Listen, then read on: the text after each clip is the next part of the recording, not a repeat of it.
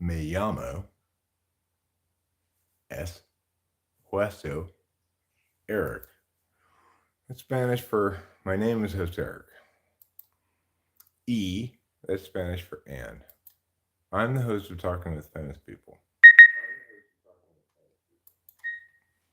This video is entitled Mike Hart et al. The et al part had nothing to do with Mike Hart at all, actually. I was a little while ago minding my own business,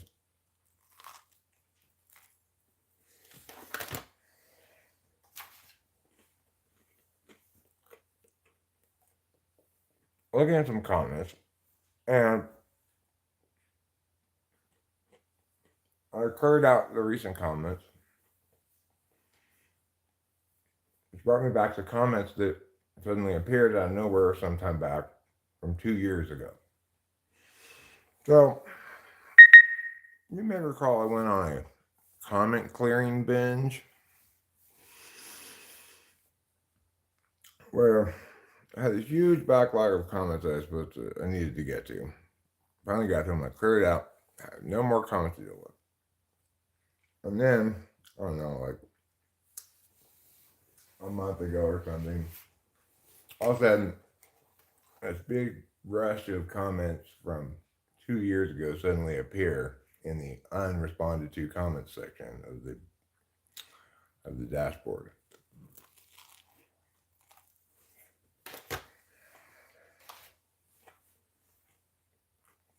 So one of the comments was on one video from 2 years ago that I just watched. It made me so mad.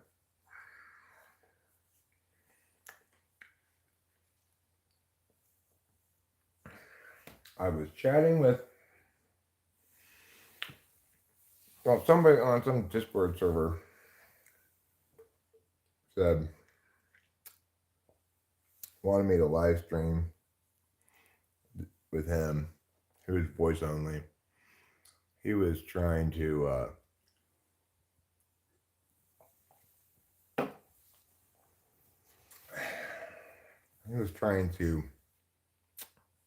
attack me.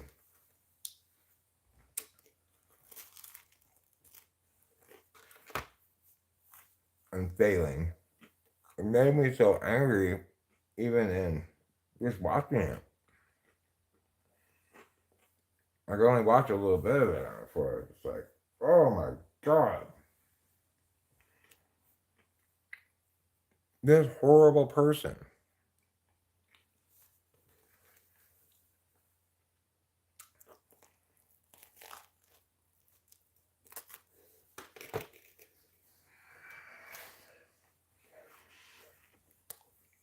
They were like, you contradict yourself all the time, Eric. I was like, well, can you give me some examples? And then the example was, you said that you're exclusively right about cognitive functions. That's not a contradiction. It's just something you don't like to hear.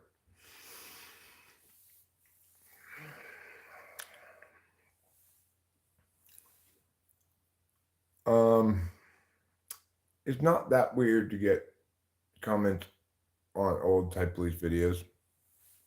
Not that unusual. That Mike Hart was paying enough attention to his own Typology video to note that it had been commented on, that's maybe telling in some regard. I don't know if you could set it up to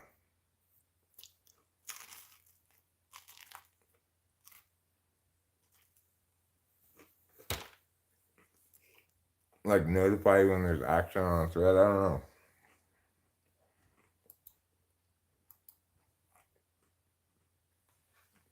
But what was weird about it is he's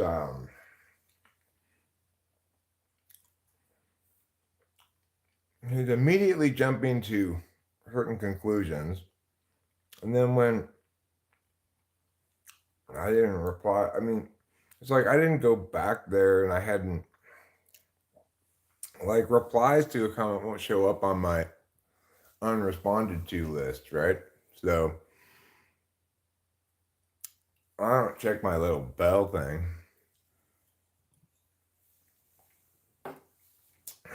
I stopped using that little bell thing ages ago. I mean, I'll see what's on the little bell thing. This is this has like a list of a bunch of recommended things. I don't know. This is my other account.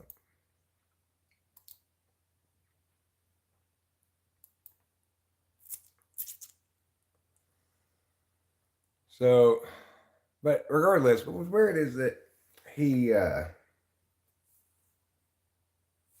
like he probably felt like I was ignoring his reply. But the thing is, I wasn't ever talking to him. So I just replied to that person. I didn't think to myself, oh, Mike Hart's going to chime in on this. I better check back and see what's continuing in a conversation I thought was over.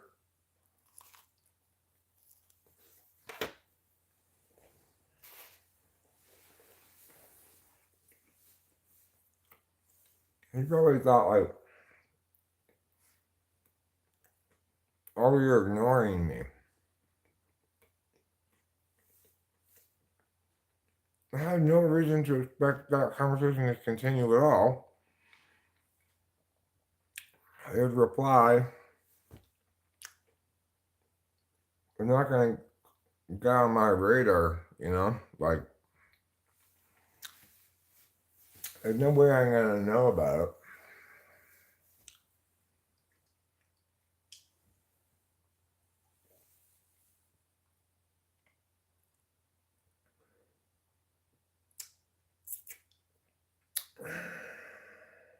So, the thing is, the only reason why I responded to that comment at all was because I had noticed a couple of curious posts that make it onto my phone feed. My phone feed seems to be different than my computer thing. You know, it's like the phone. It recommends. I don't know. It's like a different way of recommending things or something. I've got to go screw this thing in. Let's go to the garage while I work on this for a bit. I'll come back and finish those pizzas. One of them anyway. Rachel could have the other one if she gets up and wants it.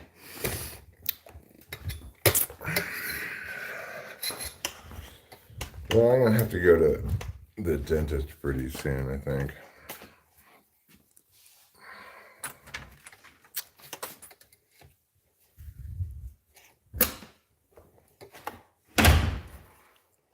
Okay. Let's look in here for the necessary tools.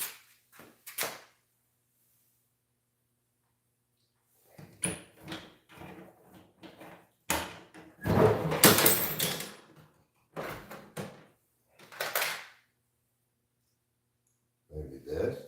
Will that work? That works pretty well.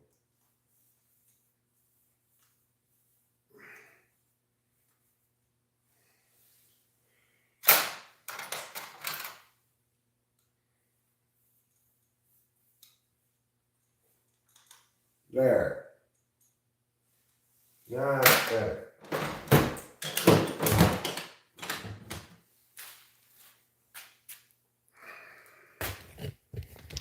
Okay, I fixed it. Now let me see what's going on here. Yeah, go ahead and have the other pizza, sure. It's downstairs. I just have a little bite of mine left. You can take the plate with if you want it. And just put my little extra piece there on the middle thing. Fine. So,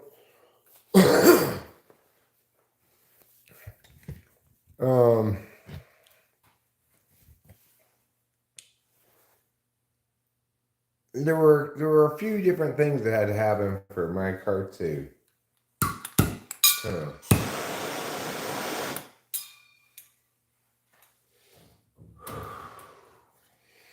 for us to be where we are right now. Okay, one, he had to assume, he had to misread my actual reply to the guy as agreement with him. I at no point agreed with him at all, right? It was kind of a way of engaging that comment that was not agreeing with them, but also was not disagreeing with them, you know? Like, I sort of didn't address what he said, you know? I pretended to link to it kind of by noting my own experience that is unrelated to his claim. Namely that I'd seen a couple of odd posts that caught my attention, which I'll go into in a little bit. But, so first he had to misread what my response said. Next, he had to misinterpret my ignoring of his reply on that comment thread as purposeful and meaning that I didn't have any examples to give him to back up the claim I didn't make, right? And then third, he had to conclude that, or decide that, my total lack of response, other than the very not saying much reply I left to that guy, that reply plus nothing equaled that I was pathologically a problem in some regard. That I had narcissism or an unhealthy ENTP, narcissistic.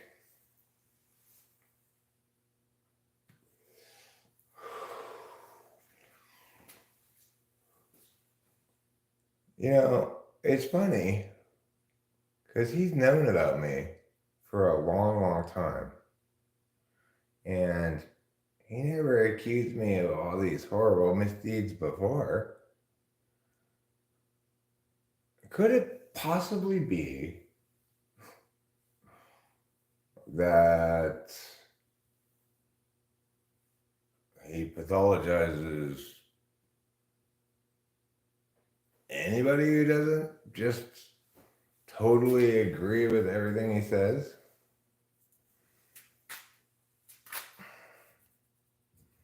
I'm thinking it might be. That's what I'm thinking.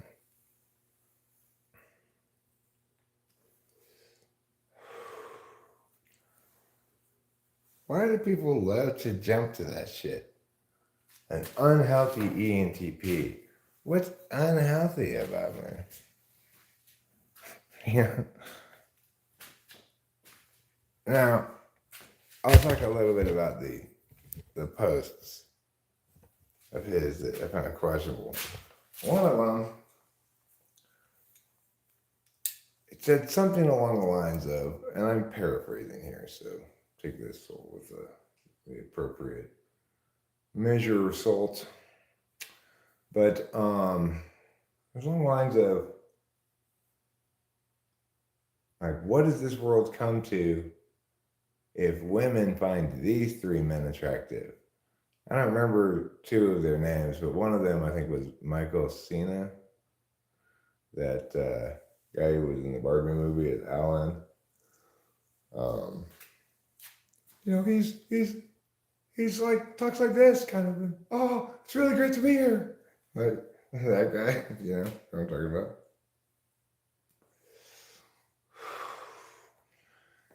And I just thought, like, what is your point, dude?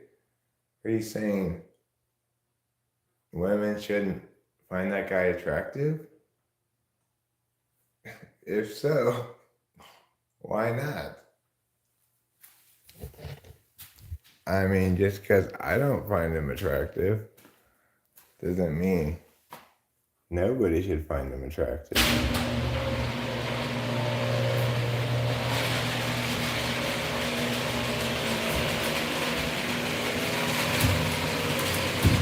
I got the sense that the gist of it maybe was women should like more manly men than that, but I don't know.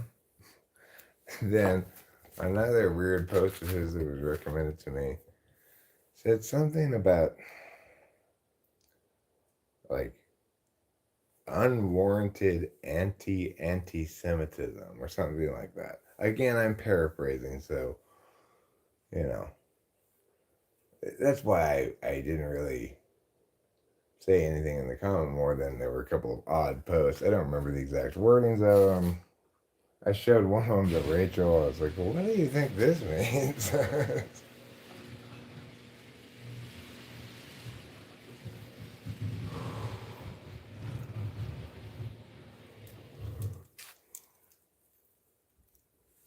But yeah, that's just my interpretation of those things. I don't have anything.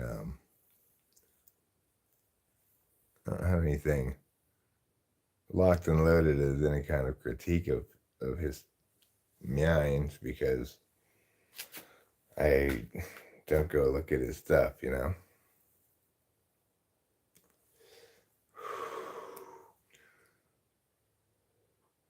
Well, I mean, I don't know what type he is, but did I ever type him or I don't know.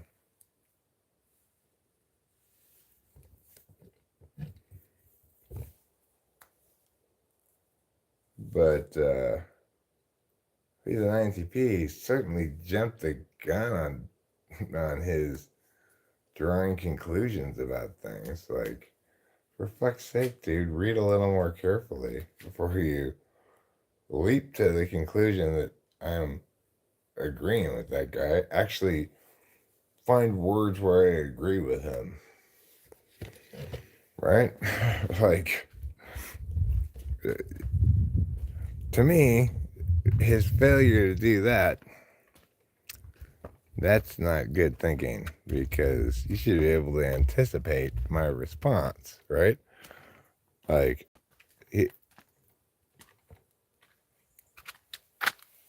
he says, yeah. Before he puts that up, he should have already been ideating and or at least reread it and then do the ideation about what my likely response is going to be. You know, it's like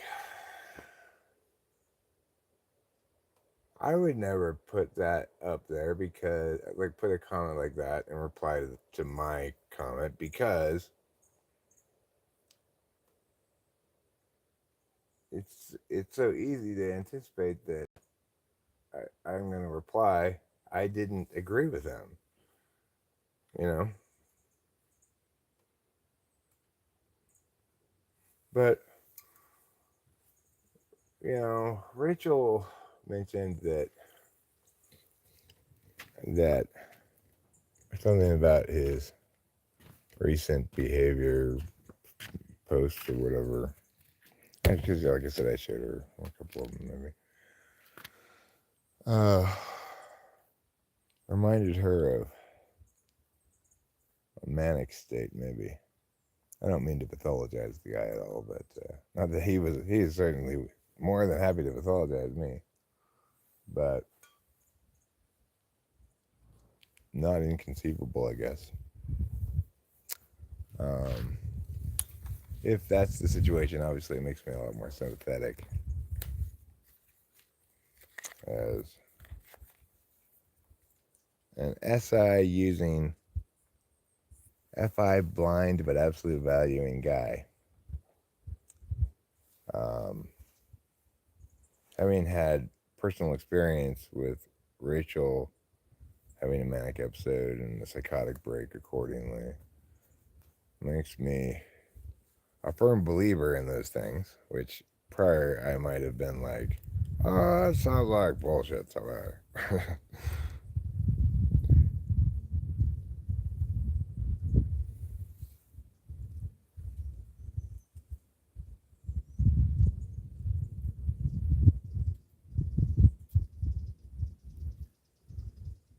well, look, yeah, I mean, type policing is not me typing it. And I have plenty of experiences of thinking like, well, I know enough about this guy. I've interacted with him enough. I can tell what type he is before I actually type him, and been totally wrong. I've had plenty of those instances, so I know I have to type somebody to know for sure what type they are.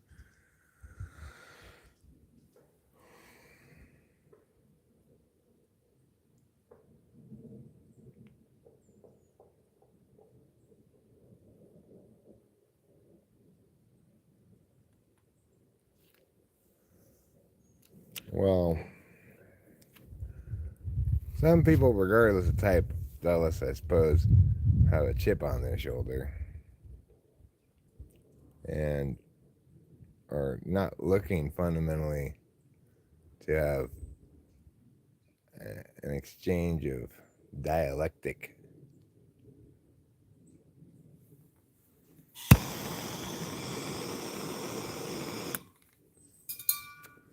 As I was reminded looking at that video from 2 years ago, I believe it was called something like Eric's Wild Surprise Adventure or something like that. I think it has the word wild and surprise in it. Anyway, it's a live stream that was only like 15 minutes long because I got so pissed off. I guess I stopped live streaming. I got so pissed off watching it, I couldn't even get halfway through it. And I skipped over the beginning part too, so I only could watch like 4 minutes of it. I was just like, oh my god, this fucking guy.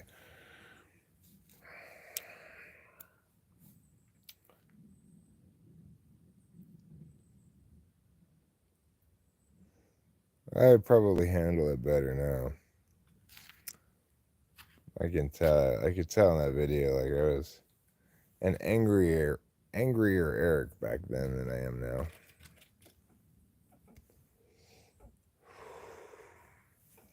More inclined to go like that and stuff, you know. These days I'm pretty chill. It's hard not to be chill. And you live right here in the woods.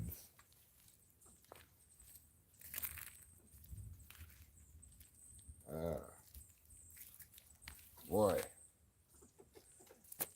You know, I might put in some little steps down this hill. You know, like dig a little rectangle's worth of shelf, and then I could maybe use some boards or something, or I could use rocks maybe. I could go get more of these rocks from out in the hills. There's a lot of them. I could use these rocks like this. The ones that are, well, I'm talking about these rocks, these big flat rocks. See how there's all these big flat rocks here? I could go get more of those big flat rocks from the hills, because if you just drive out into the hills a little way, there's a lot of those big flat rocks.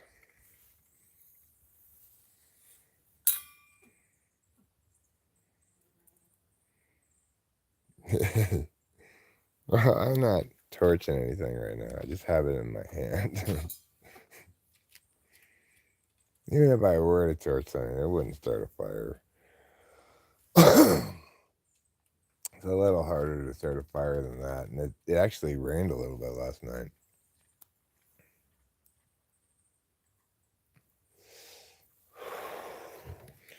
I went outside at like 11 o'clock or something, and I was like, what's that smell? It smells all wet. I thought, oh, I wonder if there's a wet animal around here or something.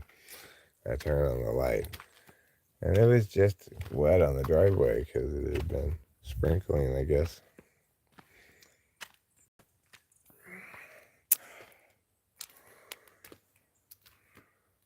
Yeah, that guy on that video you're talking about, that I was talking about from 2 years ago. Boy, oh boy, he didn't have anything of value to say. The thing that really annoys me is when people come at me with meow. I respond to it in full, and then they just demonstrate that they're not interested in anything but attacking me by going, okay, well, here's a totally unrelated attack for you to respond to. You didn't, wait, hold on, you just made an attack, I responded to it. And there's some sort of acknowledgement that you were wrong. Did you just watch it again, or do you remember it?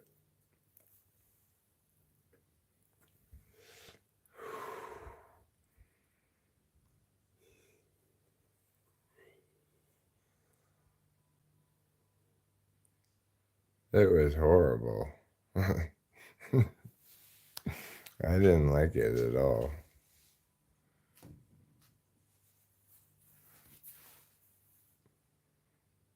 But, you can't like everything in life. Otherwise, how would you know what's shitty?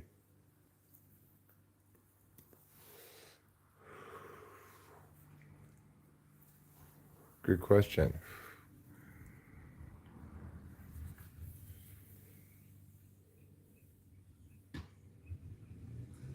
Well,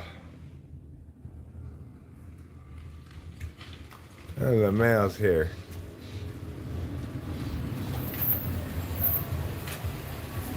Hello.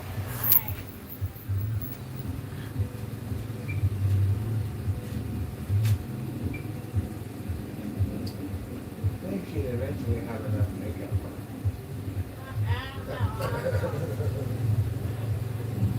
I don't know what's more expensive, makeup or shoes, man.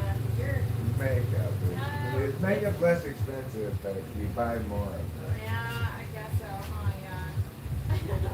Well, good luck. Nope, I got you. You All got right. it. All right. Thank All you. right, sweetie. Have a good one. Okay.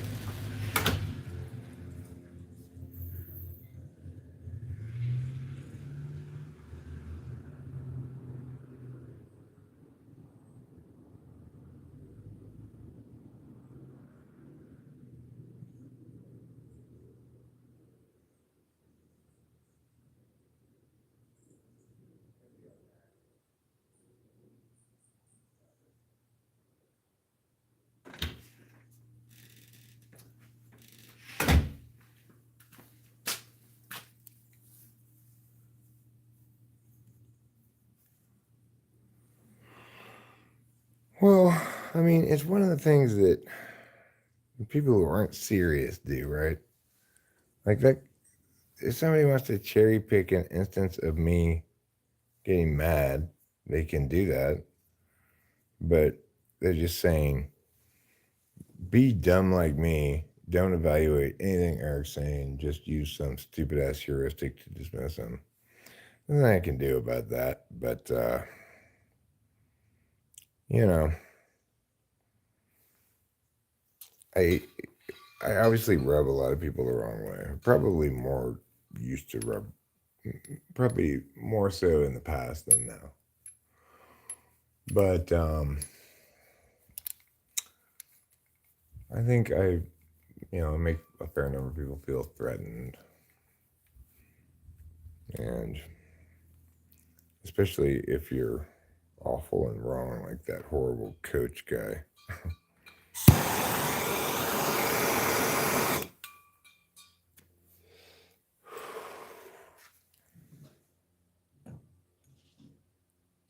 The irony, of course, is that I'm no doubt a much better coach than he will ever dream of being. I actually coached successful teams to things like national championships.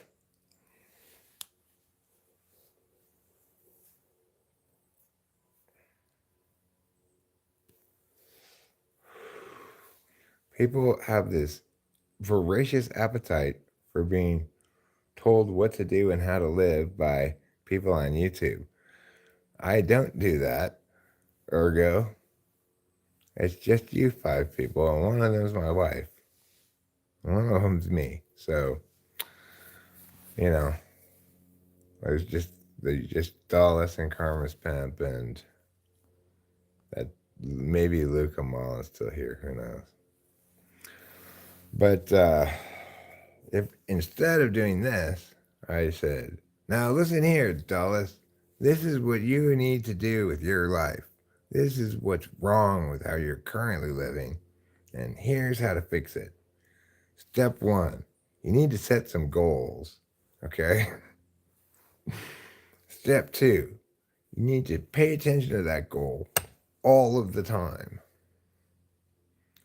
Let's start with some modest goals. I'm thinking just Olympic bronze medal. Okay, Dallas? Olympic bronze medal in diving. You can do it. It's just a matter of having the perseverance, the strength of mind, and the goal-centered life that I'm advocating for you. Oh, you're the 5th. Lou, I'm giving out unsolicited advice to people today, like successful YouTubers do. Well, you're doing it wrong, Lou. You're working wrong, and you're making the wrong foods. If you want to really thrive and succeed in this world, I got one simple word for you. Starts with a G, then goes to an O, then an A, and finishes with an L. Just 4 little letters, one word, goal. What I want to do is sit down with you later tonight, Lou. It's going to cost you $799 for 15 minutes. And I'm going to work out an ordinated set of steps that you can take to guarantee that you reach your goals and thereby begin living right. Okay? Making right foods, working properly. We're going to work on slaying dragons. The thing is about slaying dragons, I was just thinking of this earlier, that Jordan Peterson's like, get off your lazy butt and go slay dragons. The whole idea of slaying dragons is basically just saying, you have a childish relationship with meaning. You think that the world can be broken down into goals as clear-cut and as plainly achievable as slaying a dragon. The dragon's all bad. It attacks the village. The warrior is the noble man who has the bravery and belief and faith necessary to go out and take care of business. And then when he slays the dragon, the problem's gone. Plus, you get a bunch of treasure from the dragon's hoard. That's not how fucking life works, Jordan Peterson. Go out and slay dragons. First of all, if once you reach a certain level of intelligence, it's no longer very clear to you exactly what your goals are. Okay? Let's just be honest about that. There are too many possible things one can do. And, okay, all right, fine. Maybe I am shitting on NI here instead of just TE. Look, maybe it's not intelligence, but once you get to a certain level of extroverted intuition, it is not clear what your goal is. And when you look at things in the world in a nuanced way, you discover there are not very many dragons to slay. Things that have both a clear objective, a clear path, and um, clear benefits and no harms, you know? So I guess that's how the world works. Like in Porden Jeterson.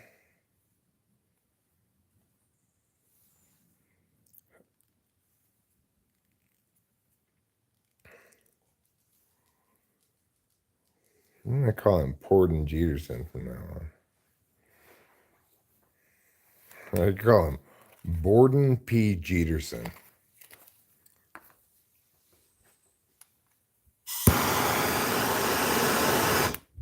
Or call him Porden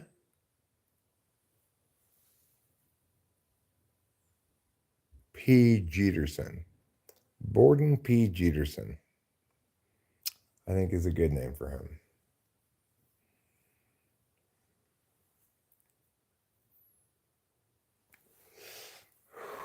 Borden.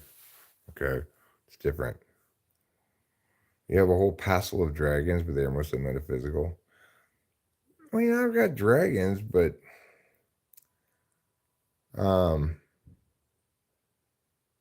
it's not so easy to say how to slay them, you know? Like, how do I convince people that cognitive functions are as informative about the world as they actually are? I mean,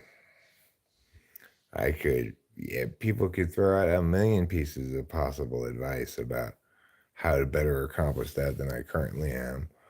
But at the end of the day, we also have to factor in the fact that I am who I am. And so if your plan to maximize results is a heavily TE'd, ordinated set of boring ass, you know, like data management steps, then, well, it's not a very good plan because you're not factoring in the person.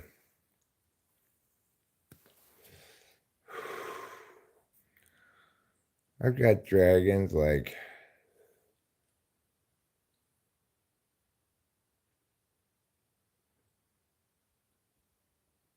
I guess I'd like to get certain things done that I haven't gotten done. Oh, I didn't think you were trying to defend Jordan Peterson. I don't dislike him. I just think he's silly, you know? Like, I think it's ridiculous that he's afforded so much legitimacy. He's like the dumb people's intellectual, you know.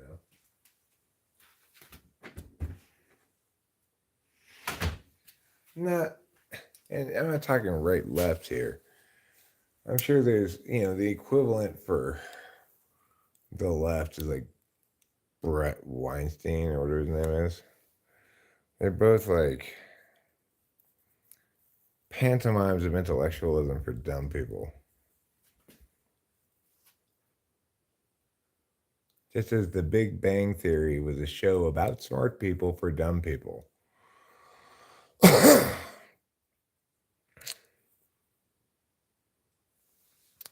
So too are Jordan Peterson and Brett Weinstein caricatures of smart people.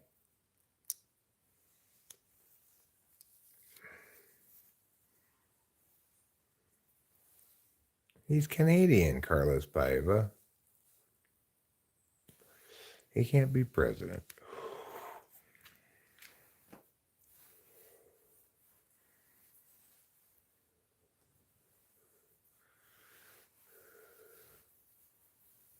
Elon's an ENTJ. How?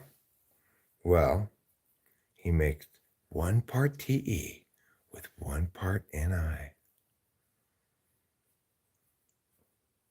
I mean, who knows if he'd be a good president? You have to. I'm unconvinced that somebody who's that TE heavy can be a good president in an era that requires the right meanings more than anything else.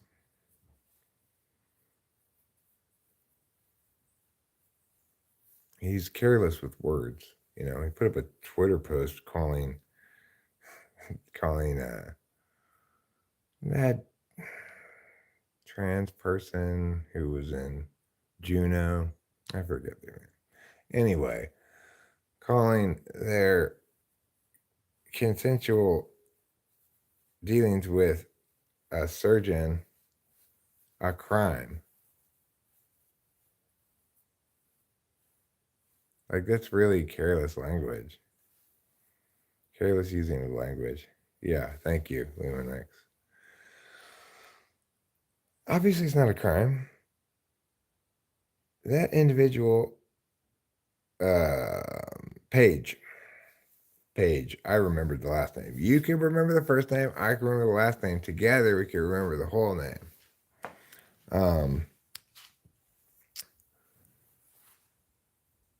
It's like, obviously, that actor owns their own body.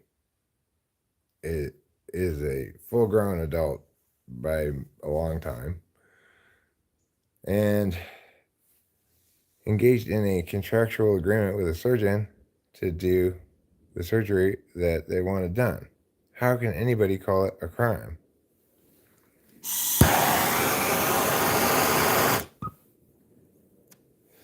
Crime against what? Crime against who? You know, crimes are against person, property, or state.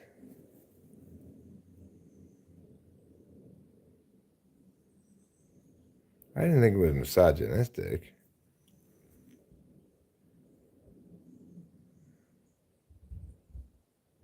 All right. Hey, kids on the bus, just shut your mouths and get your act together, okay? You're giving your bus driver a hard time unnecessarily, and that's just being shitty, so knock it off.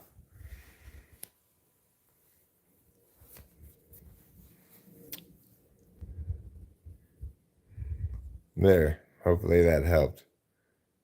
Recky Rex fan. I don't know who Recky Rex is, but I'm sure he's happy to know that he has a fan. TI is ignored in ENTJs, but it's absolute valued. What is ignored but absolute value look like? It looks like Elon Musk's ham-fisted handling of Twitter.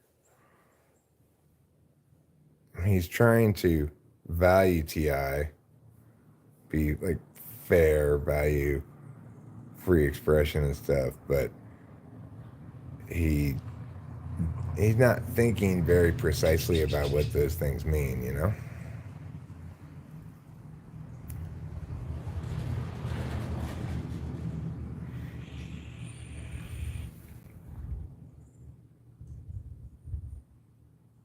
No, fraud's a crime against property, Carlos Paiva. It's a form of theft, essentially.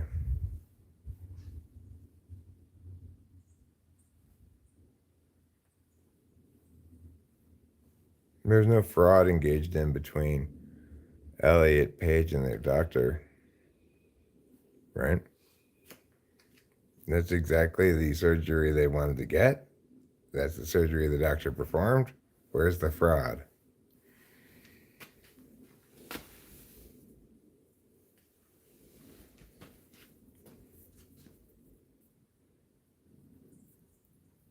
Well, consent means fully informed consent. Fraud means criminal misrepresentation of things in order to gain your consent predicated on misinformation so that you can steal their money or whatever, you know?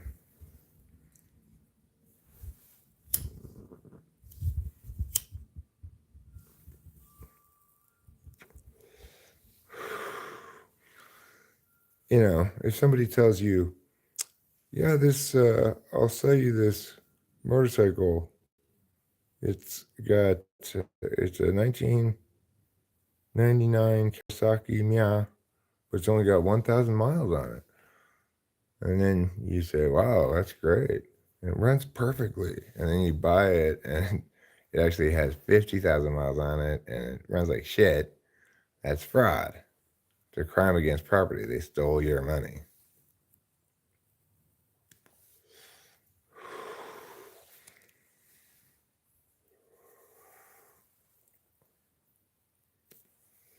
What I consented to wasn't what I got, you know?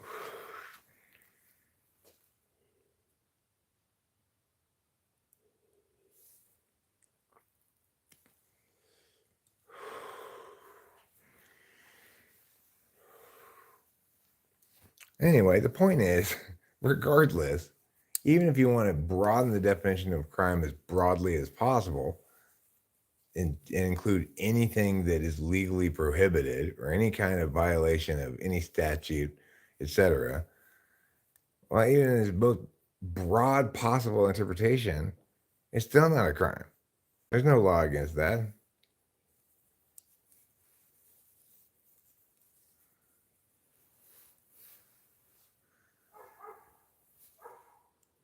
Well, he might be an INTJ. It's possible, but his work schedule suggests to me no. You know, when you have a long history of putting in 80-hour work weeks and shit, um, Kim, then I suspect your coworkers would indicate you have a strong presence. He doesn't seem effie polar to me. He's kind of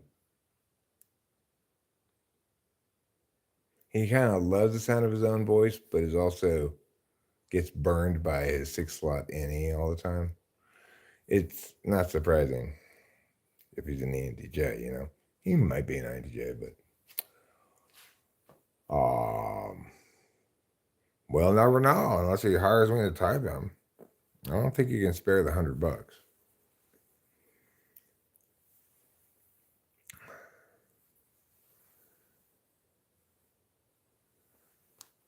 Yeah, well, I agree. I agree with you that the evidence is more consistent with NE demonstrative than TI demonstrative, but I've been fooled by people before until I get a chance to type them. I know from experience that I cannot trust my intuition to be certain about someone's type because I've had instances where I've intuited very strongly going into a session, having experienced interactions with this person on multiple occasions that, oh, they must be this type. And then when I actually test their functions, they're not. So, you know, that's why you can't type on affect, you can't type on holistic shit. You gotta be, I don't know what the word is, incisive maybe. What was that? Was that a little quail or something? Or was it just like a leaf blowing along over there? I want to go look and see. I wish we had more quails around here, but I was so sad the time the cat brought in that baby quail that I don't want the cats to ever catch another quail.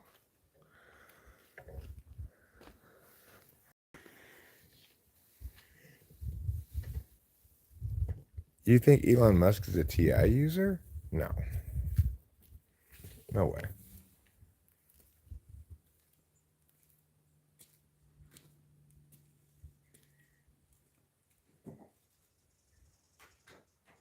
Do you think Elon Musk is a TI user? Hi, Darling. Hi.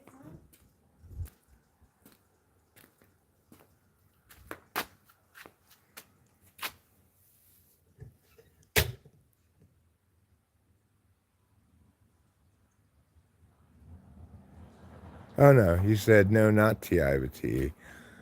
Um, yeah, I don't think he's I don't think he's an INTJ, but you know what he is kind of a silly boy, in my opinion.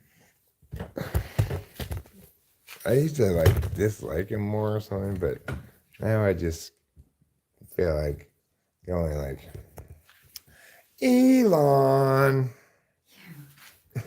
Really, there was some I read somewhere that he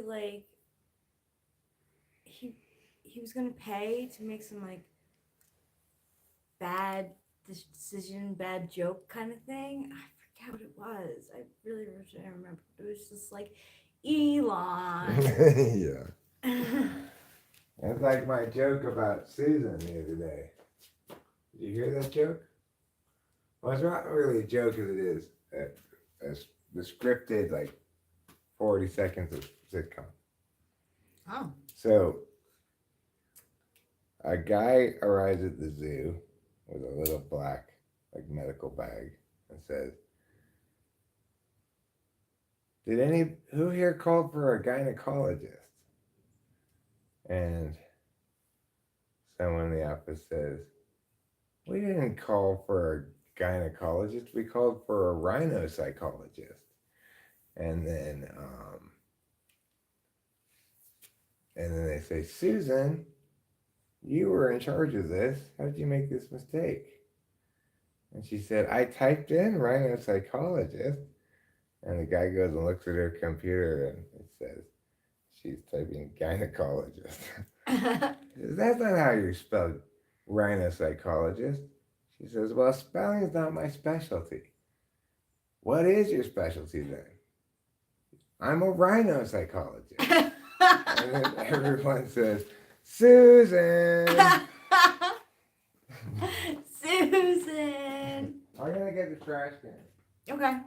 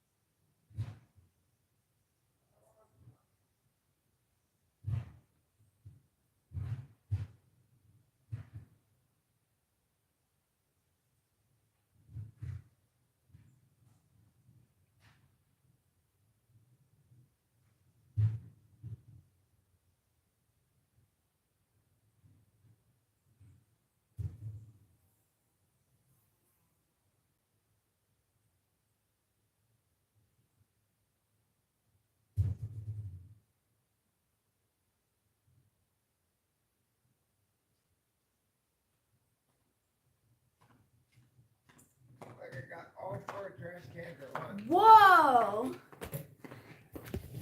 People gotta see this. See, everybody? I got all the trash cans.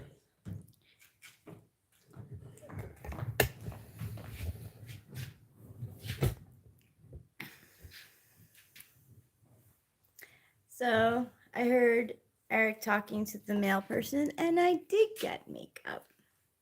I've been on a makeup kind of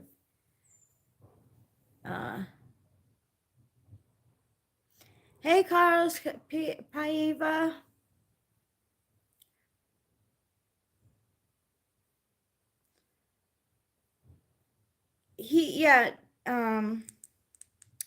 Elon Musk has good TE, but he's not a funny guy. I laughed at his skit where he on SNL where he played Wario on the witness stand. I thought that was pretty funny, but it wasn't but his own jokes I don't find to be funny. I don't find Elon to be funny. I think it's enough that he is considered to be a genius. He doesn't need to be funny. Because he's not. Well. That's what I call a workout. Yeah. I got good news, Rachel. I found that epoxy. Oh, you did? Yep. What are we using it for again? For the cat door. Oh, good. I'm sorry, did I interrupt your... No, you didn't. I was just saying how, Elon's not the funniest. Hey, Luminix.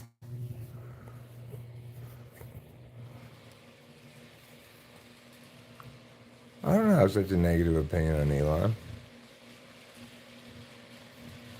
I just think, oh, Elon. Why did you name your kid E-I-E-I-O? God, You know? I know. Like that kind of stuff.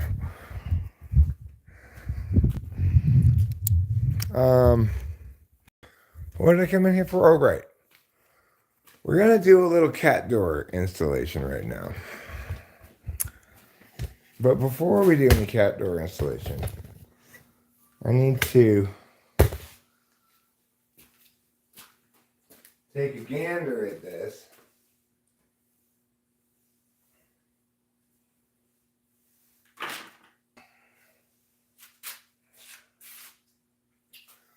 So, really, before I put this on, I should fill in all these cracks with caulk. Then I can glue the caulk to the door frame. So this may not be something I can finish today, but I can get started on it. Should have already done this before, but all right.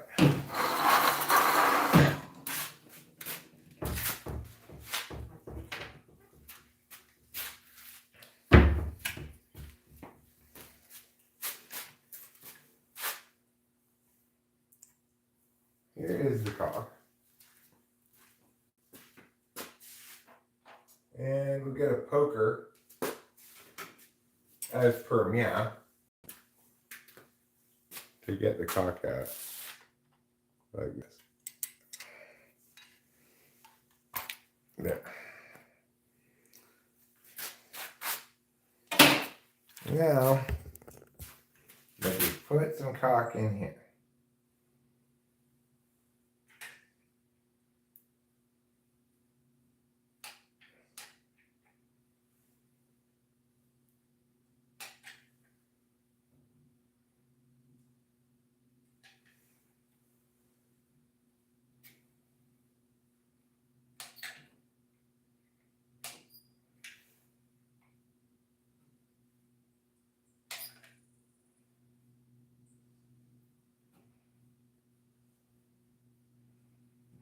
Okay. So there. On in here. Now I just need to flatten it out.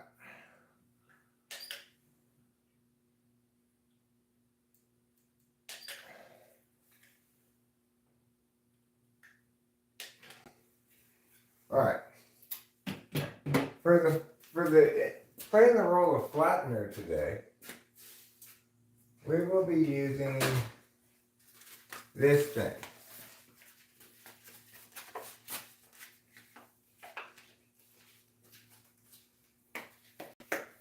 So now we just flatten like this. Flatten, flatten, flatten. And scrape this part off onto here. And flatten. And then flatten. All the way around. There. Now, that's going to need to dry a little bit. Because we're going to put the epoxy onto the caulk once it dries some. So to dry off my caulk, what I usually like to do is get us a fan and just put the caulk right in front of the fan. And then it'll dry a little while. Not a super little while, but a medium. All right. Now,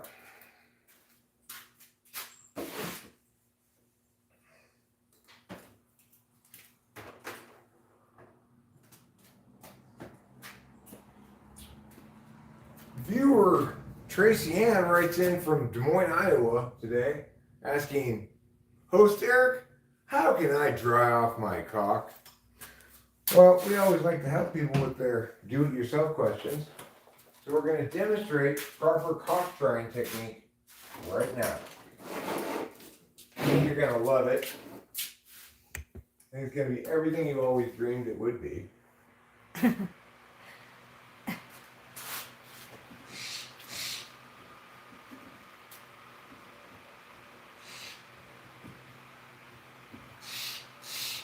Oh, hush your mouth,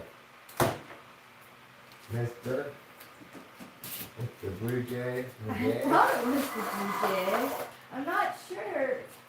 I'm bad at detecting whether it's a squirrel or a blue jay.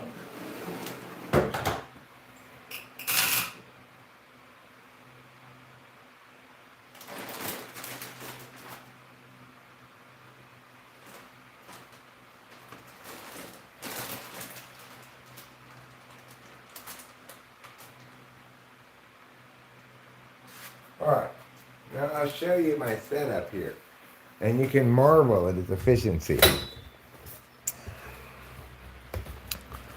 I've got the fan right here that's blowing right on that. Drying it in as rapid fire fashion as possible. Next, what I need to do before I put this on is take a stab at that black stuff that's all around the hole. It looks unattractive. So what I'm going to need, I'm going to deal with that successfully.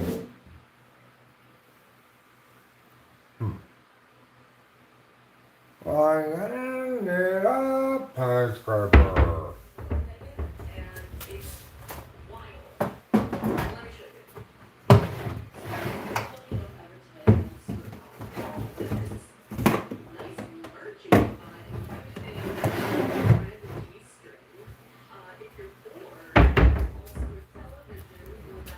Rachel, I Sorry. don't want to get copyrighted. Oh, okay.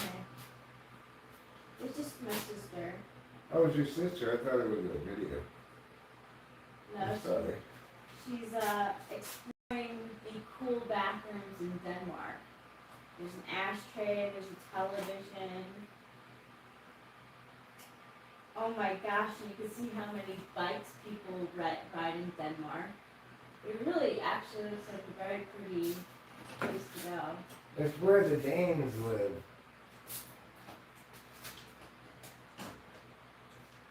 Well, okay. Let's try to scrape this black stuff off first with this machete. We'll see how that goes. If that doesn't work, we can take a different approach. We can get the angle grinder, put a sanding disc on it, maybe. Something like that, you know.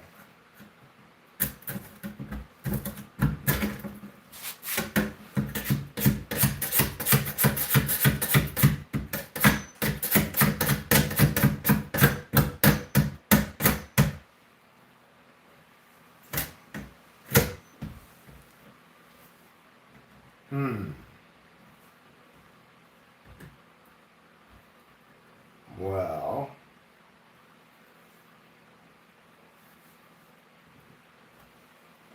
that's not working very well.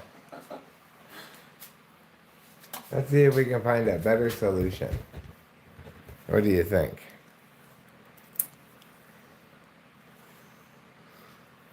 The town is called Beaver.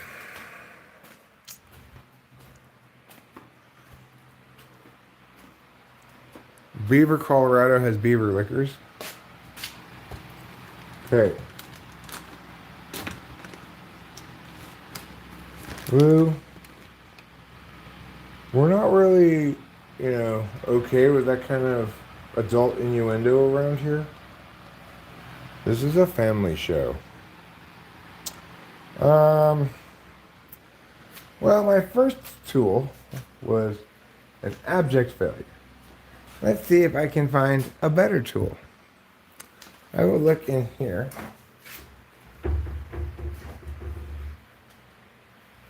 Where did I put that paint scraper?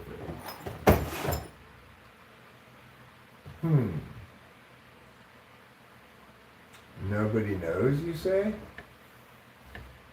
Well, You might just be right about that one. Alright then, fine. I'm gonna have to do it this way. Since you guys are being so difficult about everything, we got no choice but to do it. Let's get into it. We can do it, but we don't need to.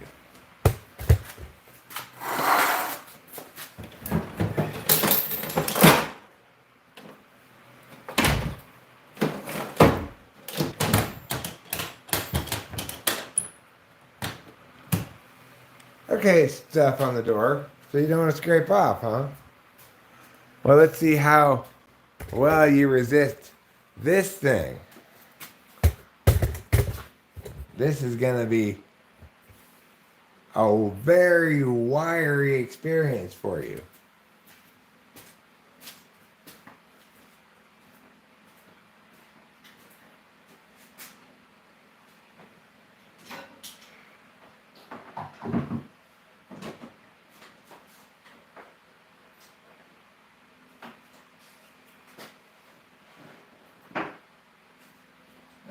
Okay.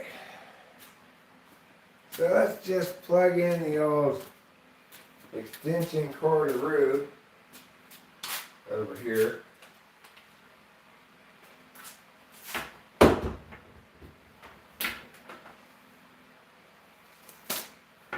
Extension cordaroo. Extension cordaroo. It's the border too. With extension cordaroo. Alright, I'm going to take this thing off.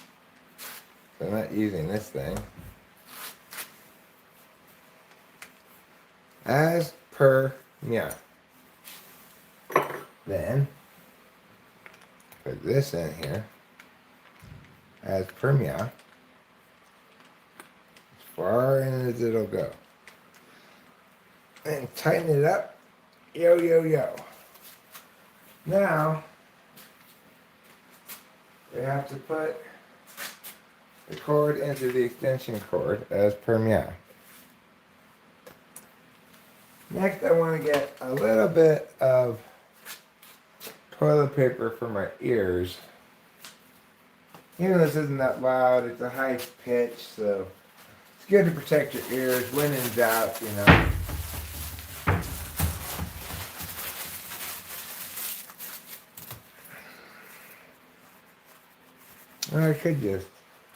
I just put on earphones, I guess.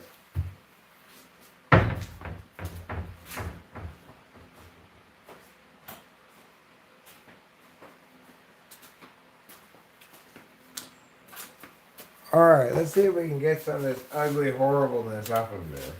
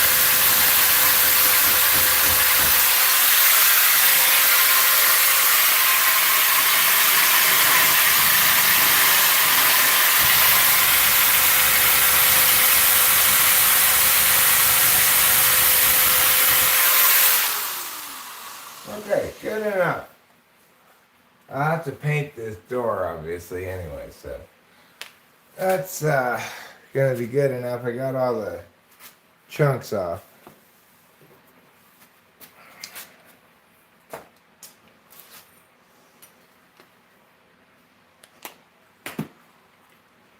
Now, before we can do the next step over here, we need to wait for that to dry. It's going to be overnight thing. It's not going to be right now.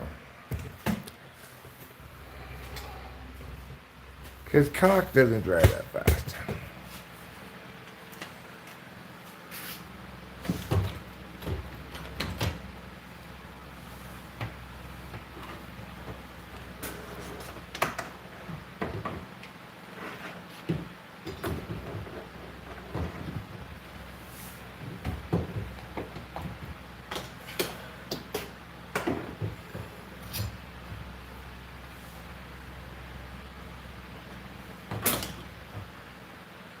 Okay. Now that we're done with that, let's put a couple of things away. First, we'll put away the caulk. It's right here. But it should be in here. Now we put that away. What is this, white?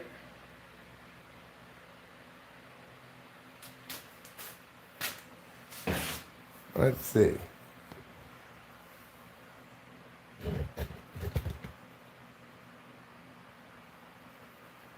Should I try to spray paint that door a little bit? Glossy white. I could just regular paint the door too. That would be smarter, I'm sure.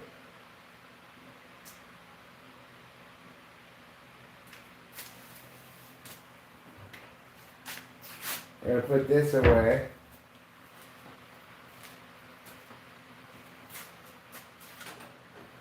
I'm going to put Rachel's dirty denim jacket in the wash. Because she brought it in the little wilderness car and it got all dusty.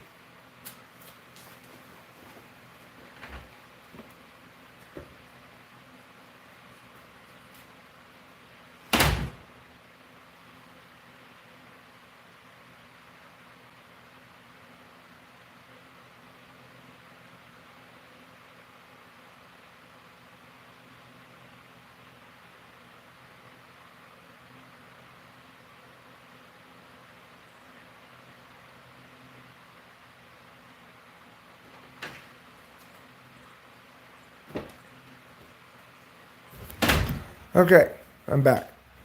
So what other chores do I have to do today?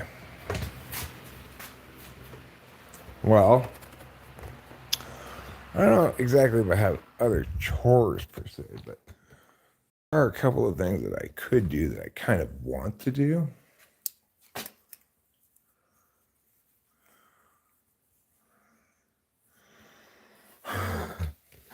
Your caulk is perpetually wet and perpetually flaccid.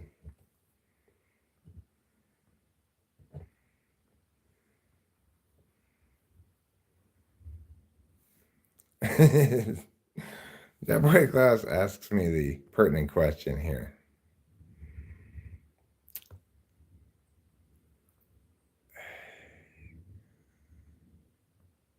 Eric, are you just mad that you got Mike Hart's trivia question wrong? No, I wasn't mad. I thought it was a silly thing to present as a multiple choice question. When it's like the answers could be, you could interpret it multiple ways. So there wasn't really a single right answer, It seemed like more like a poll than a multiple choice question. But I didn't know it was a multiple choice question. If I had known that, I might have attempted to answer it correctly rather than just picking whichever one I felt like picking, It was something about like, which types value meow in relationships most? And it had meow, meow, meow, meow, NF, NT. Probably SF, ST, NF, NT. And I clicked NT, but the correct answer was NF.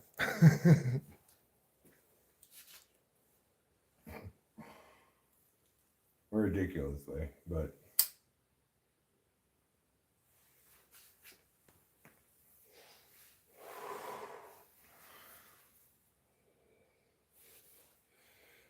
it depends how you interpret various terms in the question, which is why I assumed it must have been a poll. I didn't even know you could make those multiple choice questions.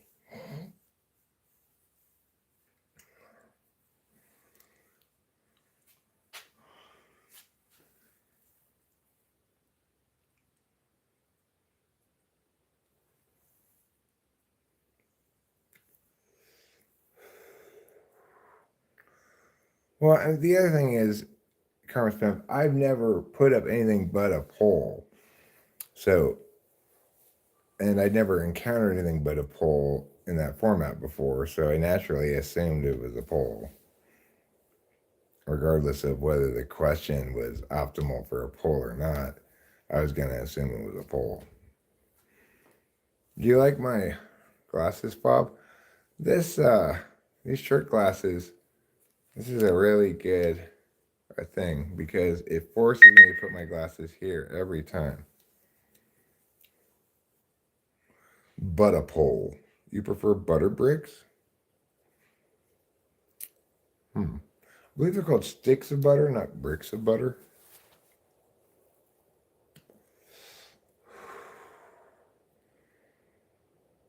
But butter sticks. Yeah, but you spelled sticks and butter wrong, Fly Guy. You have two misspellings in your sentence.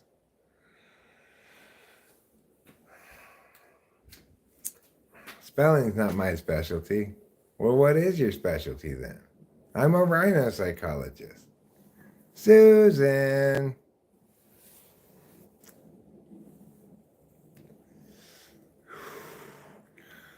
You ain't never gonna butter your biscuits that way, son. Is what somebody once said. And they were right.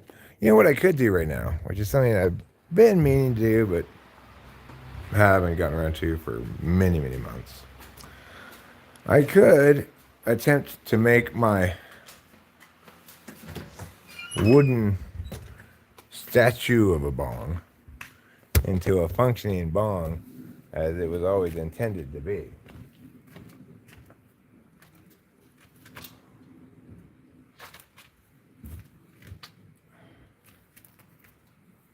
See?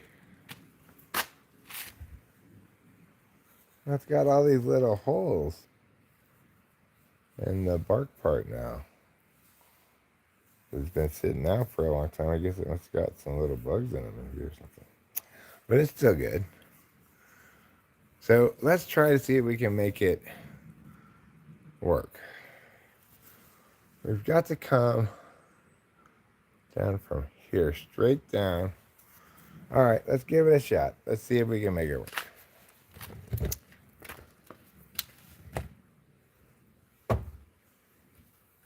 Go get the necessary tool.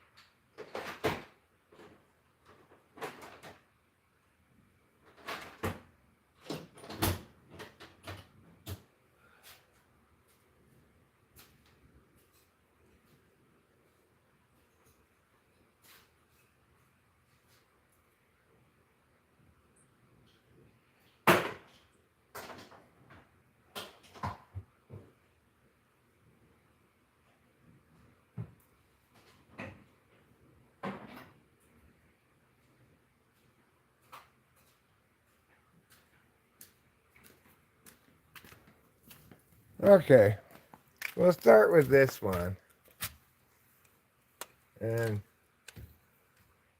go all the way down from the top to the bottom, like this. This little black dot right there is where I should stop. I should put some tape on there so I remember the spot.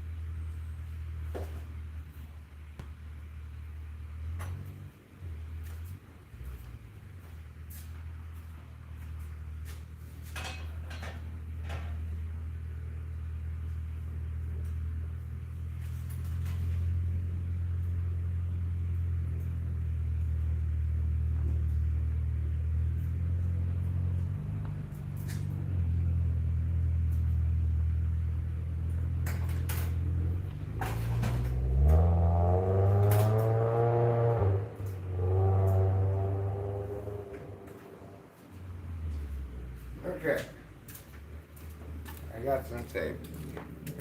Let's look at this again. Make sure I got the right spot.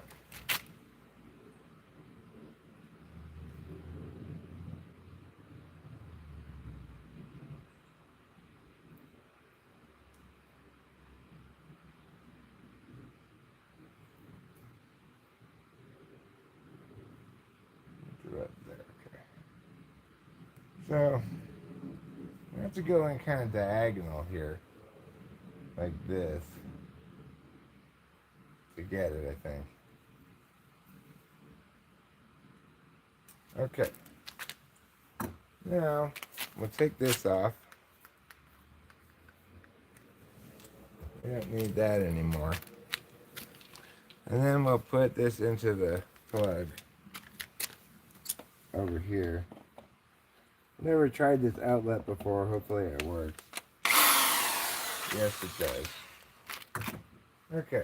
Now, we'll put this in here like so. And tighten it with our hand like that. Now we'll put these headphones on.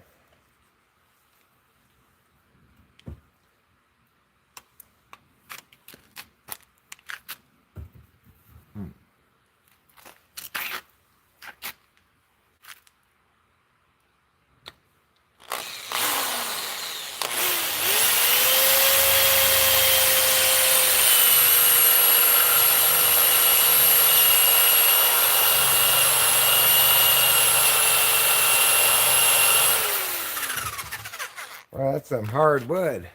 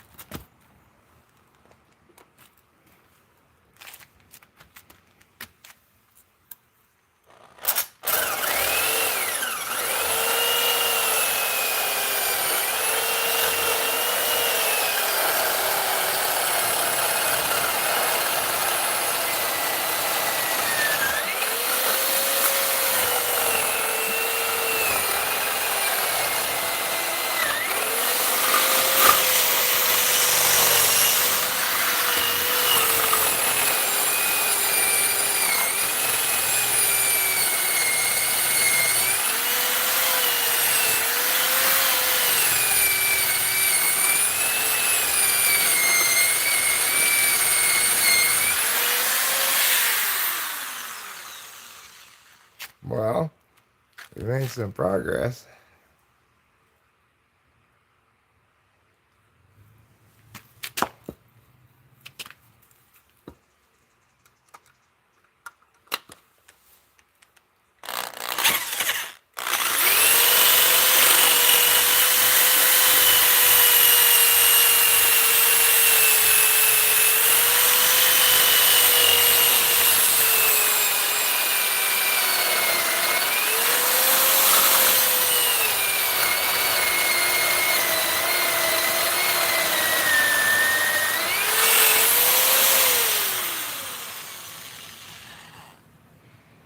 I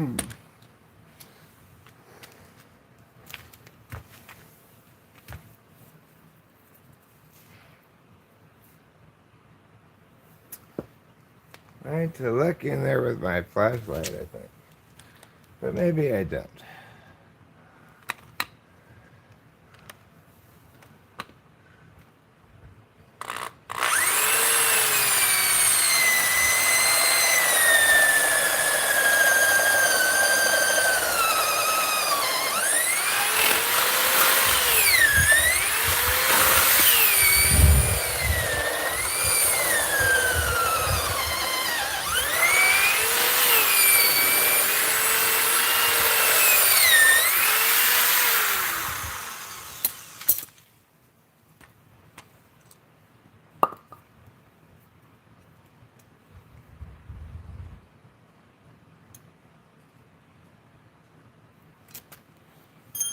I forgot to account for the length of this thing. So it's probably where it should be about right now. Let's see. Very close.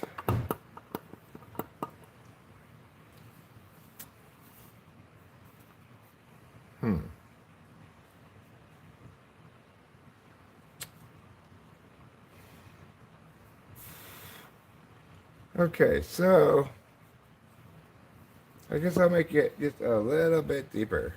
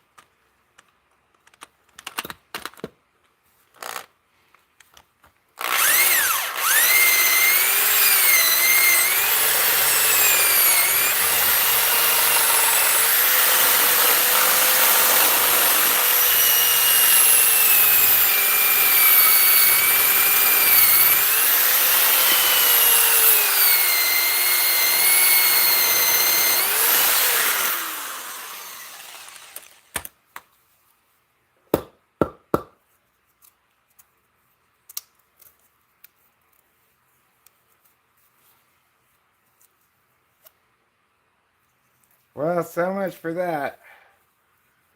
I poked a hole out the side of it.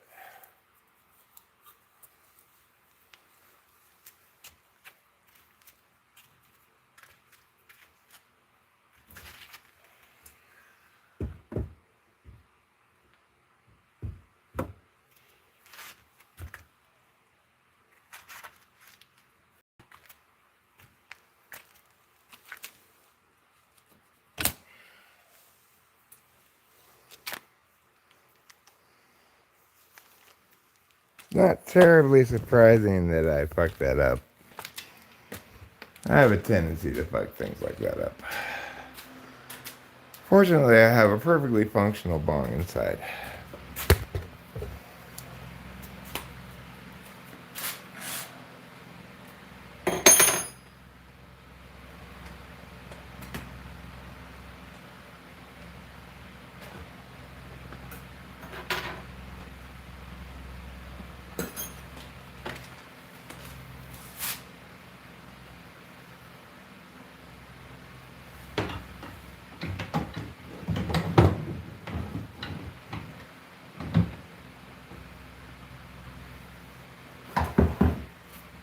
Okay.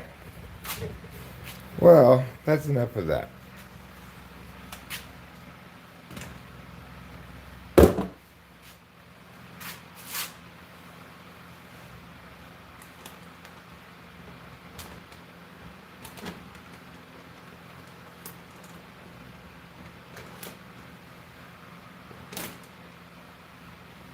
There we go.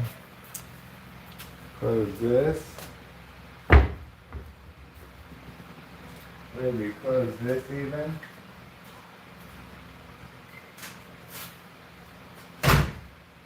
get his extension cord.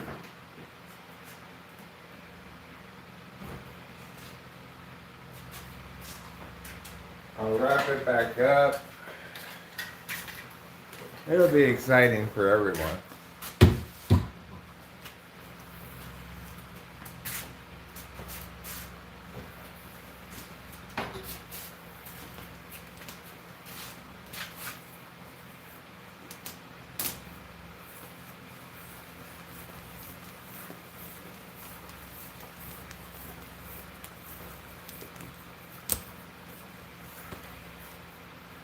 Okay.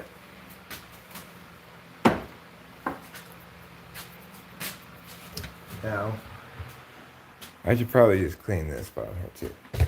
So I was playing this thing where I was making a short and letting this lady roll down the driveway on this rolly thing.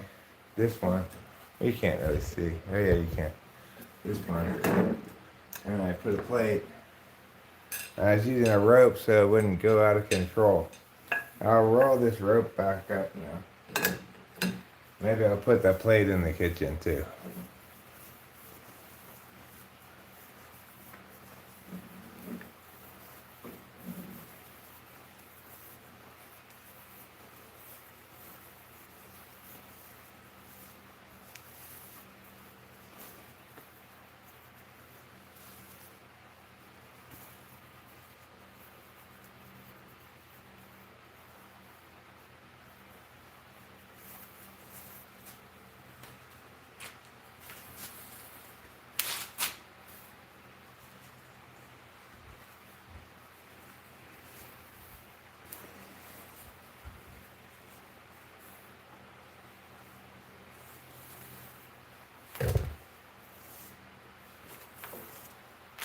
There.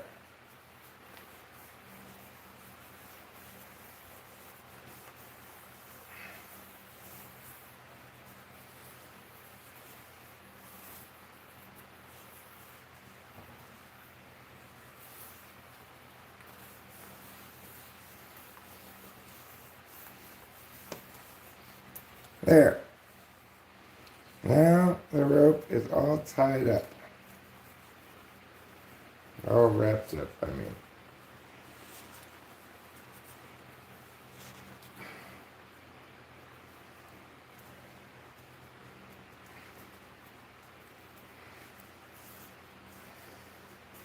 There.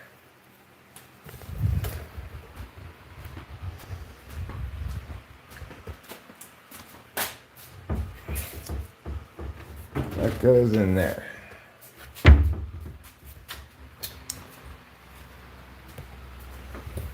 And bring this torch with me. I don't really need to be wearing this jacket right now because it's not that very cold at all. It's just rather, I wouldn't call it hot. I'm not even sure if I call it warm, but it's mild, you might. Mild is the best term for it. It's mild right now.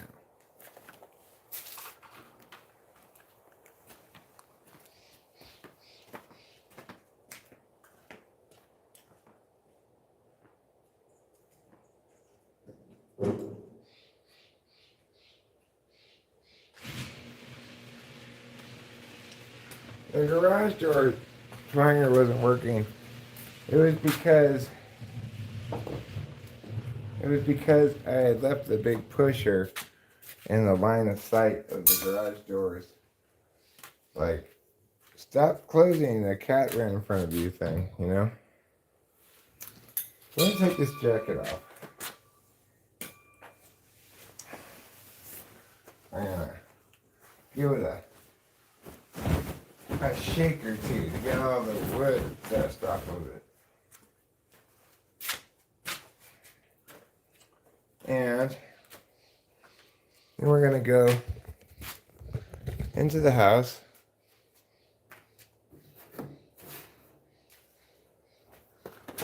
We're gonna give Rachel a shipment of makeup. That's what I guess it is. This shit with the makeup. But it might be something else. It could be jewelry, could be not a lot of things that fit in that size box. But it's probably makeup. But I'm going to get a beverage right now. I'm going to go outside for a cigarette. And then I'm going to tell you the wonderful news that I have not shared with anybody yet. I've been meaning to earlier in the stream, but I forgot. So, guess who successfully made up with the neighbors? If you guessed Rachel, you guessed wrong. Because Rachel has never had any problems with the neighbors in the first place. So she didn't have to make up with them. It was just kind of incidental, you know, like I was taking the trash cans up, wasn't paying any attention to anything except the trash cans. Then I look up and the lady next door and her mom, who's visiting from Australia, were standing right there. And I was like, at that point, I was, you know, you have no choice. So I tried to be extra friendly and I was like, hi, hey, you know, I was really happy I got to see your dog the other day. She came over and she's such a wonderful dog.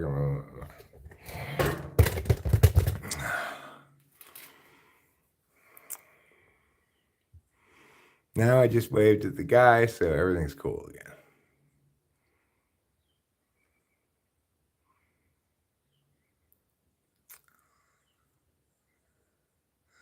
Well, look, I've tried that thing before, Fly Guy. The hole inside is fine. It can be a choke. You've been considering transitioning?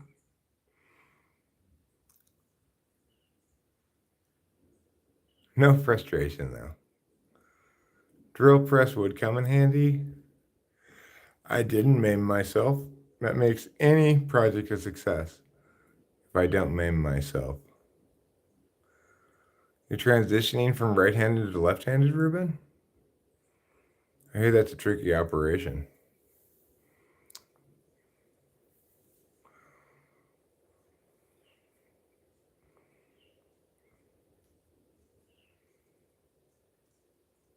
Masturbating, Acacia. KP prefers masturbating with his right.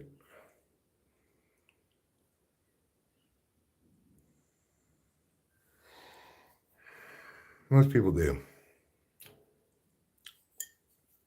I'm a bit of an unusual guy. I prefer masturbating with my left foot. Just like the movie. My Left Foot, featuring Daniel Day-Lewis. In fact, what I really like to do is masturbate Daniel Day-Lewis with my left foot.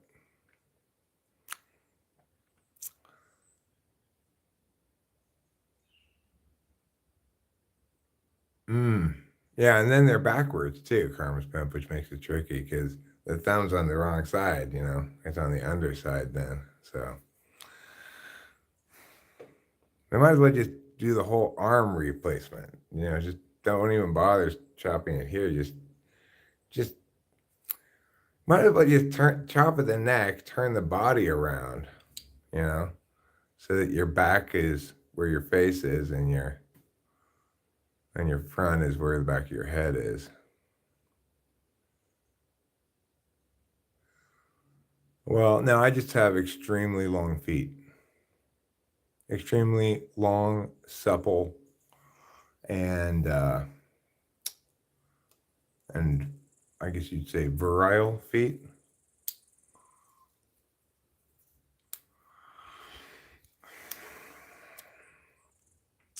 My feet have often been compared to the baleen of a giant whale.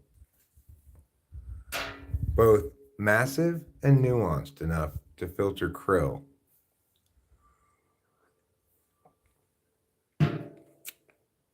I'm one of the only people I know who can filter krill with his feet. It's provoked a lot of jealousy, you know. but just one of the advantages you get when your mother bathes you in whale spermaceti when you're a young child. Singing, spermaceti keeps the skin fresh, as she scrubs me with a Brillo pad. Anyway, that's why I'm so into whales. And when they asked me in preschool, what do you want to be when you grow up? I said, a scrimshaw artist. They said, you can't be that. I said, okay, fine, then a whaler. I said, you can't be that either. I said, ivory merchant? I said, no. Slave trader? Again, no. Why do you even ask me these open-ended questions if you don't accept any of my answers?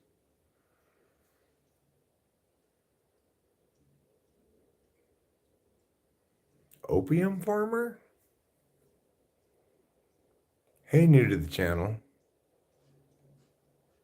Courtney. There's a lady who was around the channel a long time ago named Courtney. You're a different Courtney, I'm assuming. It's been many years since I've come across that Courtney. Don't worry, I won't be prejudiced against you because you have the same name as that Courtney. I'm gonna assume you're the good variety of Courtney. You're probably like the best Courtney in the whole world. I mean, you're here talking with Spanish people. You're the only Courtney I know that's here talking with Spanish people right now. I'm pretty sure that makes you the single greatest Courtney in the world. Now, I know a Courtney from my ex-wife's side of the family. My ex-wife, whom Delilah thinks of as a mother, you know, she did most of the raising of Delilah, so. Anyway, Courtney, horrible Courtney, cheated on her husband, Philip, even though they were both super fundamentalist Christians and everything. And then he didn't leave her. The fucking cuck. You can't let somebody get away with that shit.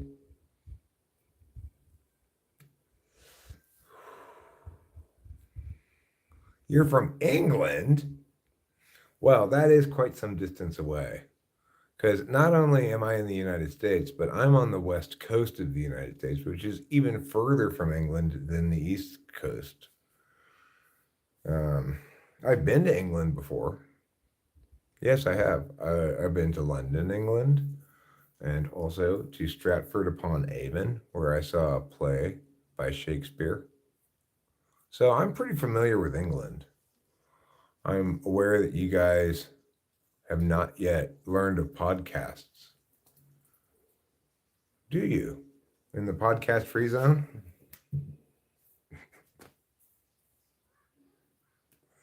A long time ago, I made a little audio thing or something. I don't remember. Probably for Popco's Lethal website. It's called The British Don't Get Podcasts. And I said something like, I don't get it. What is it? A podcast? Did those bloody Yanks make it up? Anyway, British people ask a lot of questions. That's what I determined. Thanks, Courtney. Ask questions like, have you seen this? What is this? What do you use this for? I ask questions like that a lot, I just decided that arbitrarily. I must say, Courtney, I was very disappointed with your women's soccer team. Who did they lose to? Fucking Sweden, was it? Come on, England.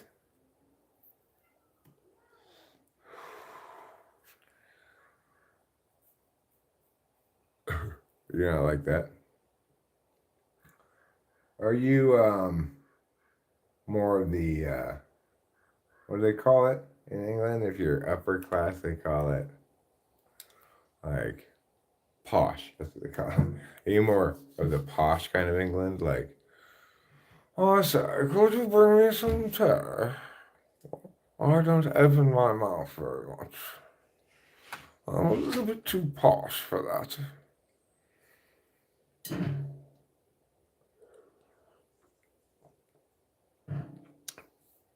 Or are you like the kind of English like, and then I was like, literally, I was like, hi, what are you doing? Are you like that kind of English person?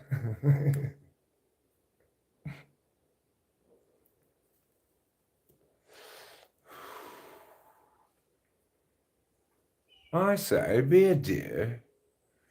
Fetch me my bottle of Buckingham's nautical schnapps. Fetch me my bottle of Buckingham's nautical schnapps, please. And people drink a lot of Buckingham's nautical schnapps in England. It's like their favorite beverage.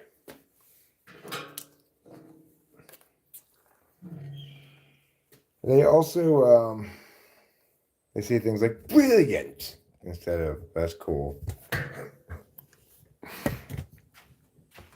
And other such English things they do. I've been to England, yes. I've also been to Austria. I've been to the airport in Finland one time. I've been to Russia. I've been to China. I've been to Taiwan.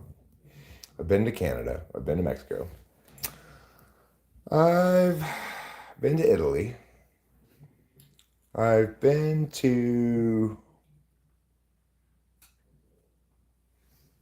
I think I drove through a sliver of Germany between Austria and Italy, if I remember correctly. I've only been to one part of Germany, Regensburg, because it's on the Danube, and honestly, I really loved it. The architecture was really quaint. The whole thing was very... Were you taking a boat down the Danube? Mm-hmm. River cruise. That seems like a good way to go for a European vacation. Uh-huh, it really was. And you don't have to go to all the stops. So, like, they stopped in Milk, Germany, and all that there was like... Milk? Yeah, it was like a monastery. So I was like, I can sleep this one out. Like, I don't need to go. But, yeah, I got to see Austria like you. I got to see Budapest, which was beautiful as well. Vienna. Yeah, I hear Budapest is beautiful. Oh my gosh, it was one of my favorite parts of the trip. Yeah, those kind of, and it's nice because you're on the river. There's no rockiness, you know? It's very smooth. Can I name a car for an edit? What does that mean? Hi, Keisha. Sure, I'll name a car.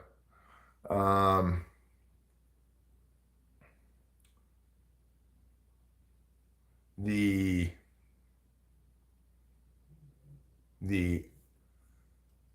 AccuWagon. It's a station wagon that prides itself on all of its gauges being hyper accurate.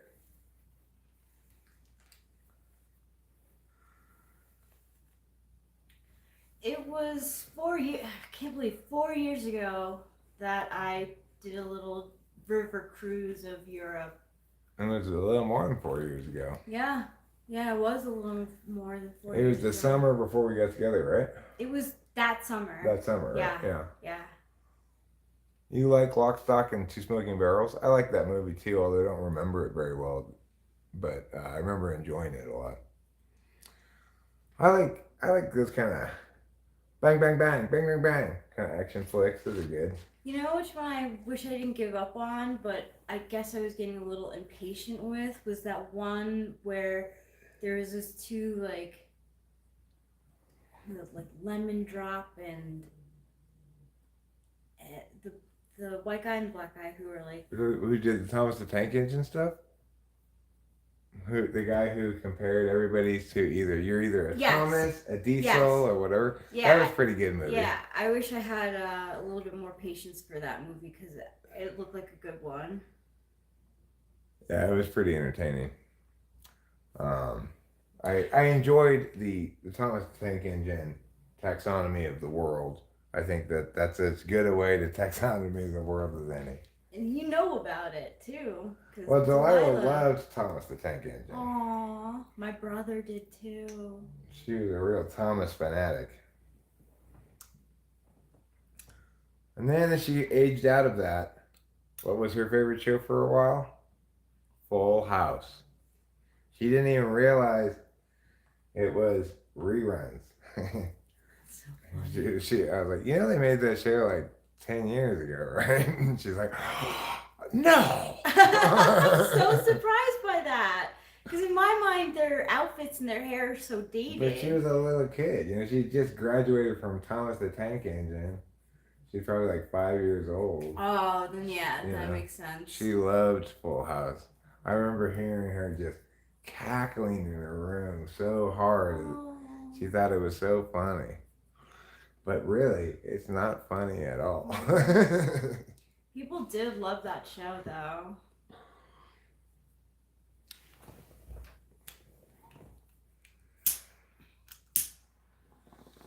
My sister's in Denmark right now.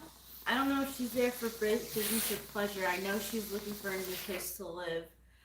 But Denmark, oh my gosh, that looks like a place I would like to visit too. It's so clean and like half modern, half quaint.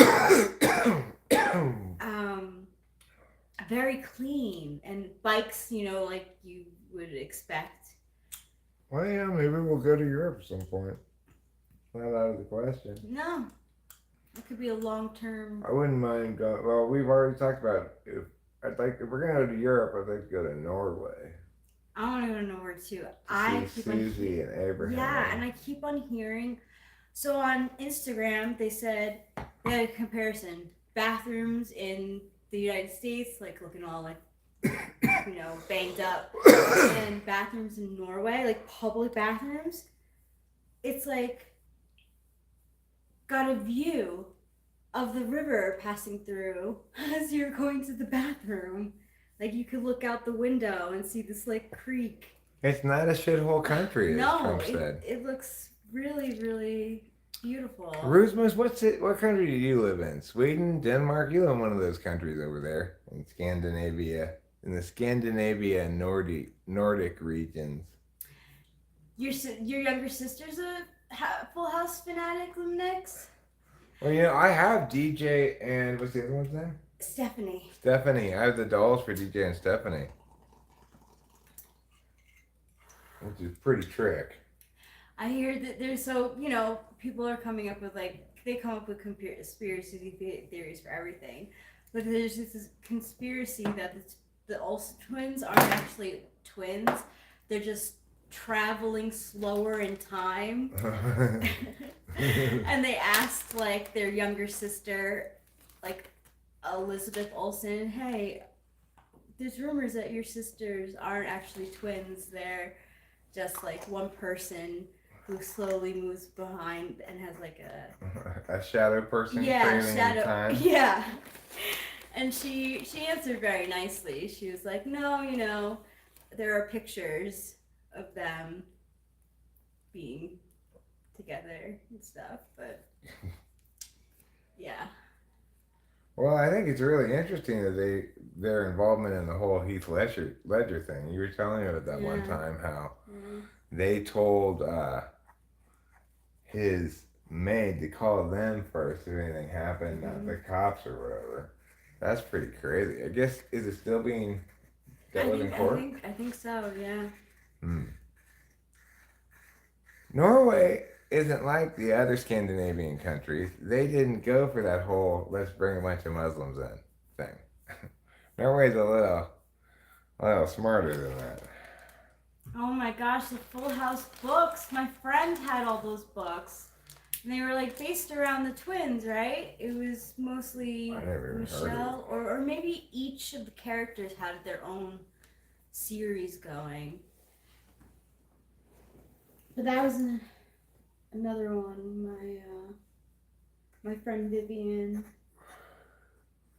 I would go over to her house and I'd be so happy to be there, but then she would want to watch Full House, and I'd be like, okay. Christmas is from the Netherlands, which is also called Belgium, which is where the Dutch live.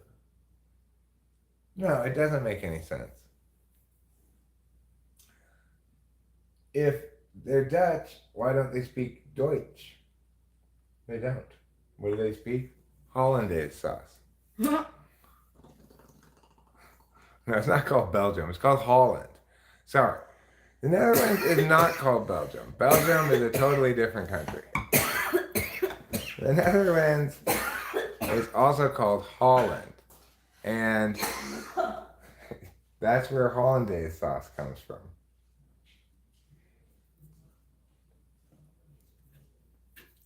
It's got the windmills. Holland's the one with the windmills and the dikes.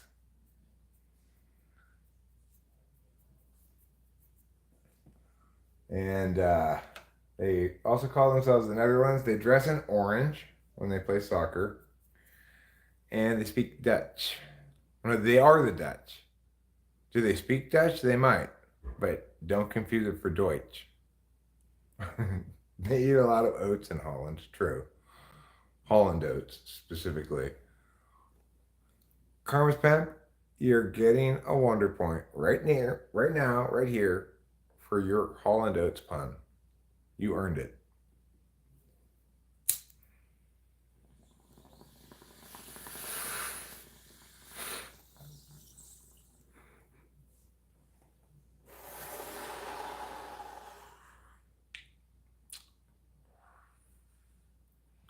They're not dinosaurs, dikes, Acacia.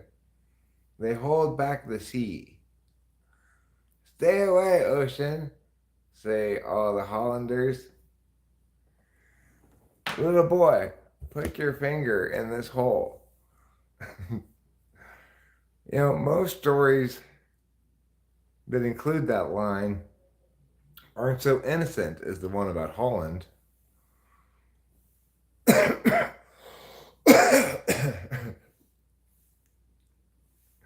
Is that where ghosts come from? The ghosts come from Holland? Huh. Anyway, they consistently have a very good soccer team. You know, they're consistently in the top 10 in the world, the Netherlands. But this last World Cup, they were too old and they just failed. And everyone pointed at them and mocked them and said, Netherlands, Netherlands, you can never win. And Bruce Moose cried and cried. Gouda cheese is Gouda cheese. I agree, Jeremiah Fix. No, actually that was Munster. When I used to work at the Italian deli, one of the perks of it was you could make whatever you wanted from the deli for lunch if you worked a full shift. And I always made a sandwich with Munster cheese on it. Growing up, Munster cheese was one of my favorite cheeses. Orange on the outside, white on the inside. Mm-hmm. And it's kind of like got a more creamy, you know what I'm saying? Like it's a good stiff melting cheese. Yeah. The thing is, when I'm making the sandwiches, I put them in the oven every day. Oh. To melt the cheese onto the meat. Sounds good. And Munster melted quickly is probably one of the reasons why I picked it. Because, you know, if you work at the deli and you can make your own sandwich, you have your choice of whatever meats and cheeses you want. Did you ever have a favorite side? I don't think we were allowed to have the sides. Okay. Like that makes sense. They did have olives and shit like that. There may have been one we were allowed to have, but... That makes sense, because there's Those are more expensive. Yeah, and there's not as much. Eric, which types do you think are more accepting of ESFPs and which ones are less accepting? Well, I mean, I think anyone's accepting of an ESFP that they encounter in their life in some fashion. Rachel and I are going to lunch on Thursday with our ESFP realtor, who did a fantastic, unbelievable job for us. And we feel a great deal, I do anyway, I feel a great deal of affection towards him for successfully making everything happen. And he got the smallest piece of the pie of anybody. You know, the lady selling this house got a bigger piece of the pie. The guy selling our house made a lot of money in Arcadia, you know, and he was just a buyer's agent. He didn't make a lot of money on the deal, but he made the whole thing happen. And we gave him a very nice basket of bottles of liquor as a thank you because I was like, dude, you know, you deserve more for this. And he's like, I just, you know, if you feel like it, give me a bottle of liquor or something. Like, okay, that's what you want. I will get you some bottles of liquor. And we went to the Vons in Oakhurst and we bought liquor and put it in an Easter basket. Yeah. He seemed very happy with that. Yeah, right? he did. The thing is, on the internet is a different world than in real life. If you encounter an ESFP and engage with them in some fashion in real life, then you probably have a reason to encounter them and engage with them, you know? And there's nothing wrong with ESFPs when you're doing real things in the real world, they're great. But when I encounter them on the internet, well, the ones I'm most likely to encounter are not necessarily going to be the healthiest ESFPs, probably, because healthy ESFPs aren't fixated so much on controlling the meaning landscape, you know? And that's what this is a very meaning landscape place. So it's either not especially interesting to them, maybe they don't really understand it, or they're hostile to it because they've got their own issues. I'm most likely to encounter the latter group because the former group, they just go, well, this isn't for me, and that's fine, you know? I've talked about, my roommate in college, my junior and senior year, is an ESFP. And actually, I will say that a lot of times in my life when I've needed friends is when an ESFP will come into my life. And like, the ESFP is always like, come on over, like, we're gonna go out to this place and do this thing, like, come with us. And like, They're inclusive. Yeah, they're inclusive, which especially when I'm looking for friends, I appreciate, because sometimes being so introverted, I feel like sometimes when I step into the real world, I'm a little like awkward because I haven't had much training with dealing with people.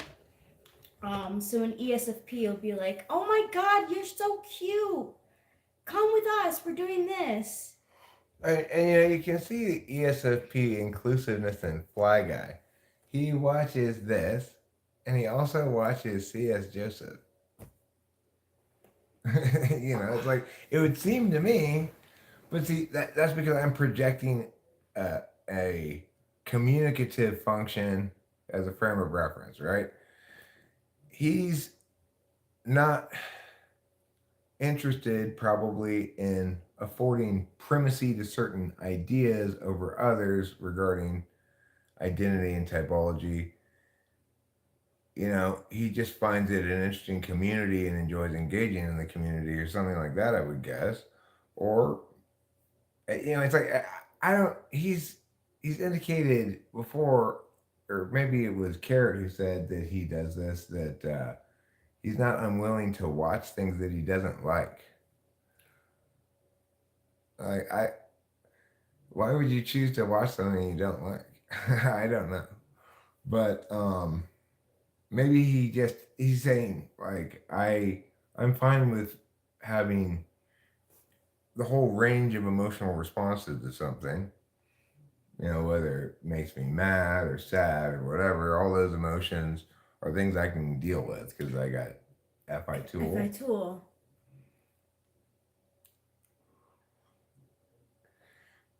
I sometimes feel that FI tool. Who else has FI tool? ENFP.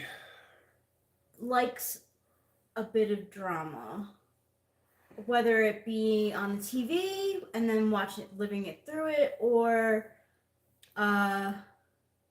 in real life, like. Well, I mean, if we're right about Greta Gerwig being an ENFP, Yeah. you can see that even though she's FI tool, she's not afraid to poke at people's feelings a little bit. It's true. You know, it's even though it's tool function, it's still instrumental. It's not an absolute value like it is in INFPs. She could be an ESFP, but she's been typed in communities as an ENFP. I think she's an ENFP based on her imitation smartness. It was of a TI variety, not of a TE variety. I think an ESFP would have TE imitation smartness, like cite a bunch of medical terms or something rather than make bullshit ENFP arguments. Damn, that movie. But who knows? You know, maybe her significant other wrote some of those parts. So, you know what I think? what do y'all think? I think some of the funny parts are what he wrote. And the shitty parts are what she did. Uh-huh. Well, the shitty parts so vastly outweigh the good parts that you can just, because even though in terms of total number of minutes in the movie's probably good for, 2/5 and bad for 3/5. Yeah. But in terms of significance, the badness is so appalling that it just washes away any positive feelings you might have had towards the movie. Yeah, I told my mom, I was like, honestly, if you want it to be like a feminist thing, like real feminism is about including men into the what do they call it? The cause. Like, you don't band together as women and try to work against the men. Like, that's toxic feminism. Well, it's toxic also because what do you think that movie had to say about you and your life, Rachel? I don't have enough girlfriends. What else do you think it had to say about it? Me personally? About you personally. Yeah, based on the messaging in that movie. Oh, that, like, I am not independent enough? Yeah, you don't have a fancy career, right? No. You're a wife. Yeah. And you're happy. Yeah. What's wrong with you? Right. Right? That's what that movie is basically saying. Like, there's no acceptable manifestation of traditional gender roles. It's all evil patriarchal oppression. Which is like, how did her boyfriend, I guess maybe INTJ would. Well, like, do you feel oppressed by me at all, Rachel? We have traditional gender roles, sort of, but do you feel oppressed at all by me? No. You think that I'm, like, I mean, I do mansplain things, but that's just not to you. That's to everybody all the time about all things. So. I don't think you Okay. Well, I'm a man and I explain things. Sure.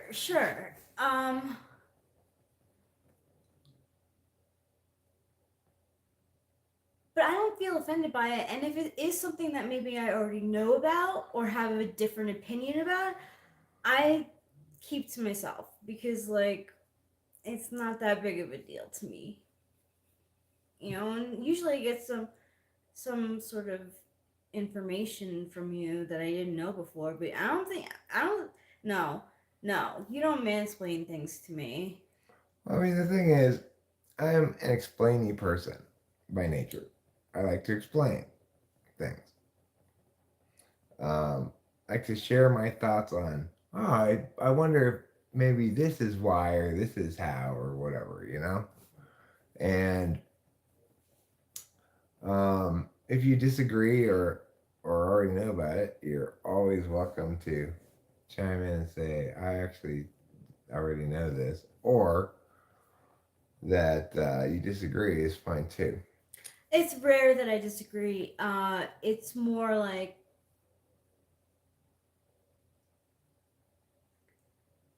I might have more. Well, maybe I do disagree. I don't know. What do you think you disagree on? It's never anything important. That's why, like, I don't know. I just don't want to be a know-it-all. I don't like. But if there's something that like, Well, I you just don't don't like seem to to. fight. Well, I mean, it would be hard to argue against calling me a know-it-all. So, And like, it's so hard for me to be the one to, like, one. Okay, so we were singing a song, and you thought the lyric was one thing. I thought it was the other thing. Oh, moving up to the east side, and you thought it was moving up. to the top. Yeah, yeah. But I was like, no, I really think that is east side. And I looked it up, and then I like corrected you. I don't like doing that, but when I think it could be that you could be wrong, Those things don't matter anyway because those are just facts. At any given moment, anybody could be wrong about the facts. yeah, I'm wrong I about just facts all the time. misremembered it because I guess Yeah. as a little kid, it doesn't fit, right? Moving on up to the east side. No, it doesn't fit. Moving on up to the top. That fits. So I just remembered it like that because I haven't watched that show and since I was a kid. Yeah. Jeremiah Fix says to the top is in there, but not in that order. It's not in there. I said the same thing, Jeremiah Fix. It's not. Uh, Rachel, I am asking for speculation. Do women feel like they are talked over when they aren't acknowledging their anxiety about measuring up? Okay, so I read that and I was gonna say something, but I got distracted by the other thing. Just answer the question ends at over. Okay, that other thing is him doing God knows what. We could address that separately. Just answer the first question as though it ended and over with a question mark. I think when men don't really respect what a woman has to say, this could go for. I think if you don't have respect for the person that you're talking to and you talk over them, yeah, it shows that you uh it's just such a pet peeve of mine. Well, I think it's especially annoying for an INFJ because they spend most of their time listening. Yeah. When they do have something to say, it's worth hearing and worth being said. And often will be the thing people remember out of all the things said. Like if you talk about a classroom, like a college class, kids raising their hands, asking questions, making comments, whatever. And the one thing you remember from that class was what the INFJ said or asked. You know, Yeah. because they're careful and cautious about taking verbal action. When they do, it's not like they're taking up more than their fair share of the talking space, not by a large margin. So they should be afforded the space to say whatever it is they have to say. Thank you. I'd like to think I'm pretty good about not talking over you. You don't. You don't talk over me. In fact, you notice when people do talk over me. Like when Corey was here, I wasn't gonna say anything. I couldn't stand to hear that. I said, "You let her finish." Thank you. And I thank you so much. That's like, I need that in a partner for someone to be like, please, like, dude, you keep on talking over her. Like, because I'm not naturally going to say, like, you gotta catch me in a real mood for me to say, yo, stop talking over me. Like, I would really have to be like tired or just like so talked over that I lose my patience, but I appreciate you like sticking up for me. That means a lot. It meant a Well, lot. well, I think what Corey was doing was, I guess, trying to control the variables for safety. Like you were a bit of a wild card. Um, he just sort of tried to prevent data from that additional data source coming onto the field that he had to deal with. But it's still not acceptable, does it? I mean, Corey was behaving as Corey was behaving for a lot of particularist reasons and having little to do with who he is or anything like that, Yeah. Oh my God, Luminix, I am right there with you. I really dislike being interrupted. Really, really bothers me, especially in a partner or close relationship if it's chronic. Yes, I explained to Eric not too long ago how I was with someone who would chronically interrupt me, chronically like um, speak over me, and I was like, fuck you, like you don't listen to like me at all, and I hear everything that you are dealing with. Was Like, he the ESFJ? Mm-hmm. Antipolar. Yeah, When you spoke, you hit him straight in his blind spot. Yeah. Yeah. And that I'm not all ESFJs are like that. He just, I mean, he was pretty full of himself. I have to say, like, whatever, nice guy, but he didn't treat me well, so I wasn't gonna stay. Was he surprised when you broke up with him?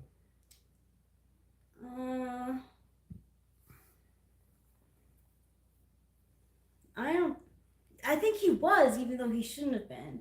I tried to break up with him 2 times, and respectfully. Like, I was like, look, we need to meet in person. I gotta talk to you. Obviously, you never want to hear that, but I wanted to do it in person because I respected him. Then he wrote me this note explaining, like, for asking for forgiveness, so I gave him another chance. What had he done?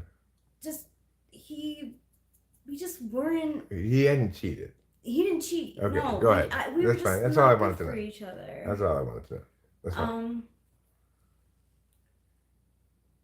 No, we just.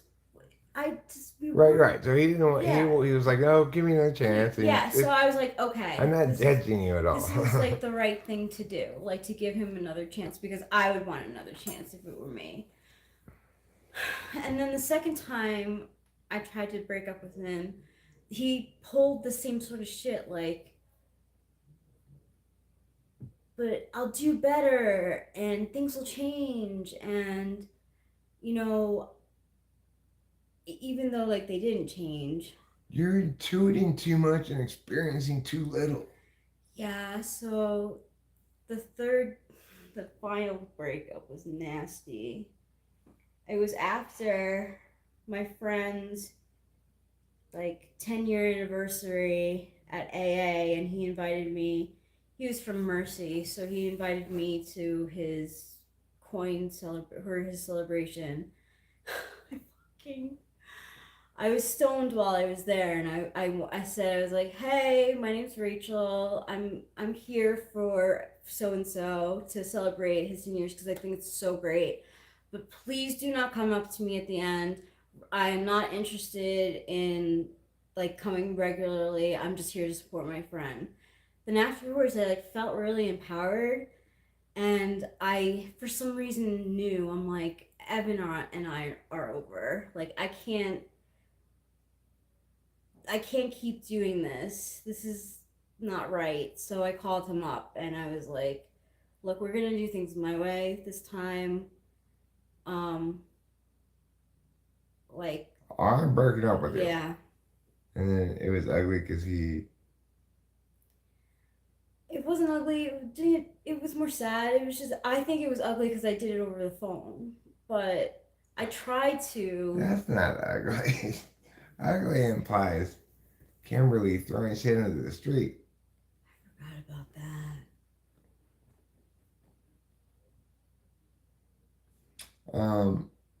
When was that you broke with him? 2017. That was a long time ago. Yeah. Yeah. When did we get together? 2019. Oh, so it wasn't that long before we broke up. I mean, before we got together. So that's cool. Okay. Being talked over is not fun. Yeah, I don't like being talked over either. It happens sometimes, but not that often because I'm more likely to talk over somebody else than to be talked over. Regardless,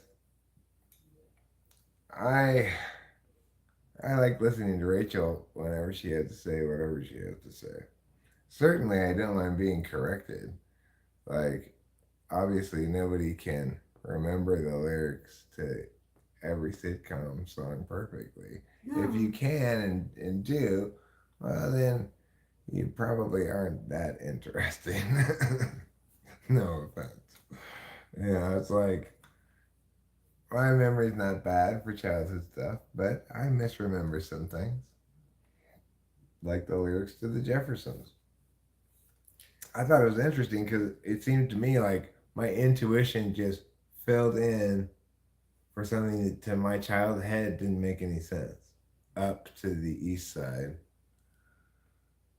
to a deluxe apartment in the sky, you know, up to a deluxe apartment in the sky is to the top, not to the east side. Well, just goes to show you. I mean, it's like Delilah and I both, for such a long time, thought that song was called Osamio Lady. We referred to it as such when referring to it to each other. And neither of us knew it was called Cause I'm Your Lady. But that, that was such an understandable mistake. I mean, Celine Dion does not pronounce when she sings. She's like this. Well, and the thing is, it was one of those commercials for like, it was back in the 90s, I guess, or no, it must have been the 2000s, early 2000s. It was like for a CD for all these love songs, right? And they'd have the song, and then they'd show the titles, but they had like some songs they didn't have the title for. Osamio Lady, they didn't have the title next to. Oh. It was like they showed it while they were showing some other text that wasn't the title. And then they went, so that one didn't have a title. Some of the other ones didn't have titles too, but some of them had titles. Anyway, we had no way of knowing what the title was.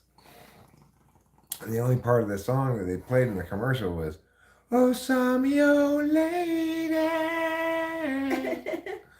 and you're my man." Well, I don't even know if they played the "And You're My Man" part. They might have just played "Oh, Samio Lady," because they were trying to play a little snippet of a lot of different songs. We never bought that. Obviously, we didn't really want that. But we did buy Blendy pens and regretted it.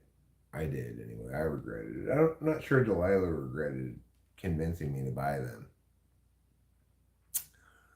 But I regretted being convinced to buy them. It said, like, $19.99 plus shipping and handling. Ends up being like $60 for shipping Yeah. and handling. My mom would always say that. Would be like, never want anything from those TV commercials. They scam you. Yeah. I still wanted stuff from them, but I knew not to even ask. Well, I thought, oh, blendy pens. It's like art supplies, kind of. It'd be Yeah, fun. It's yeah. only $20. Sure. Yeah, it's not only $20. Those scoundrels. So, no more blendy pens for me. I just have regular pens. Thank you very much. Yeah.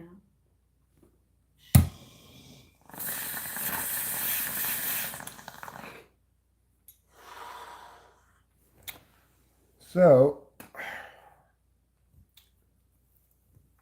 it's about time for a cigarette.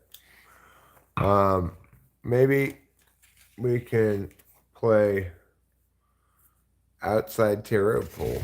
Ooh, outside tarot pool. We can I like put it that. on the railing there as a good place to put down the cards and look at them. Okay. Let me get cerveza de non alcohólico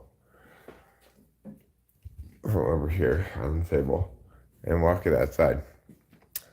And then I'll come back in and get the magical, mystical wisdom of the tarot. And then I will use said wisdom to share knowledge of the cosmos with you about yourself, your life, your love, your romance, your future, your work, everything.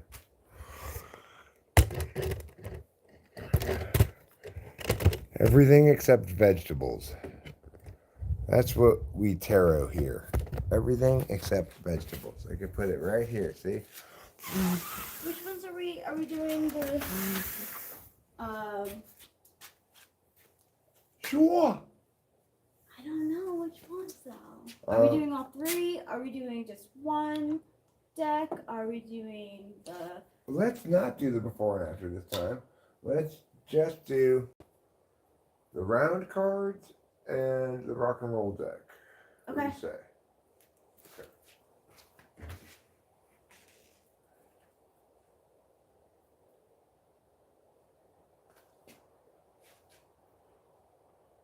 This is what I call a rectangle circle tarot read. This is the rectangle circle tarot read. It's a special reading. It involves both round and rectangular cards. And tarot experts from the Babylonian times said this is the best way to do it on Mondays. This is Monday. It's sometimes known as Monday's Mystical Tarot.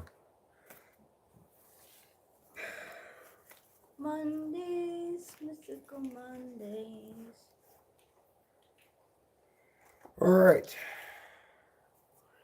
So, the circle represents the continuity of life, the cycles of rebirth, the cycles of death and life. The circle represents foreverness, perfection, spheres. The circle is the shape of the heavenly bodies. Today, tarot, we seek knowledge from you, the circle, about the rest of our collective day in our first tarot pool of the day. We're going to seek this one, seeking wisdom, seeking knowledge. Guide us, spirit realm, guide us.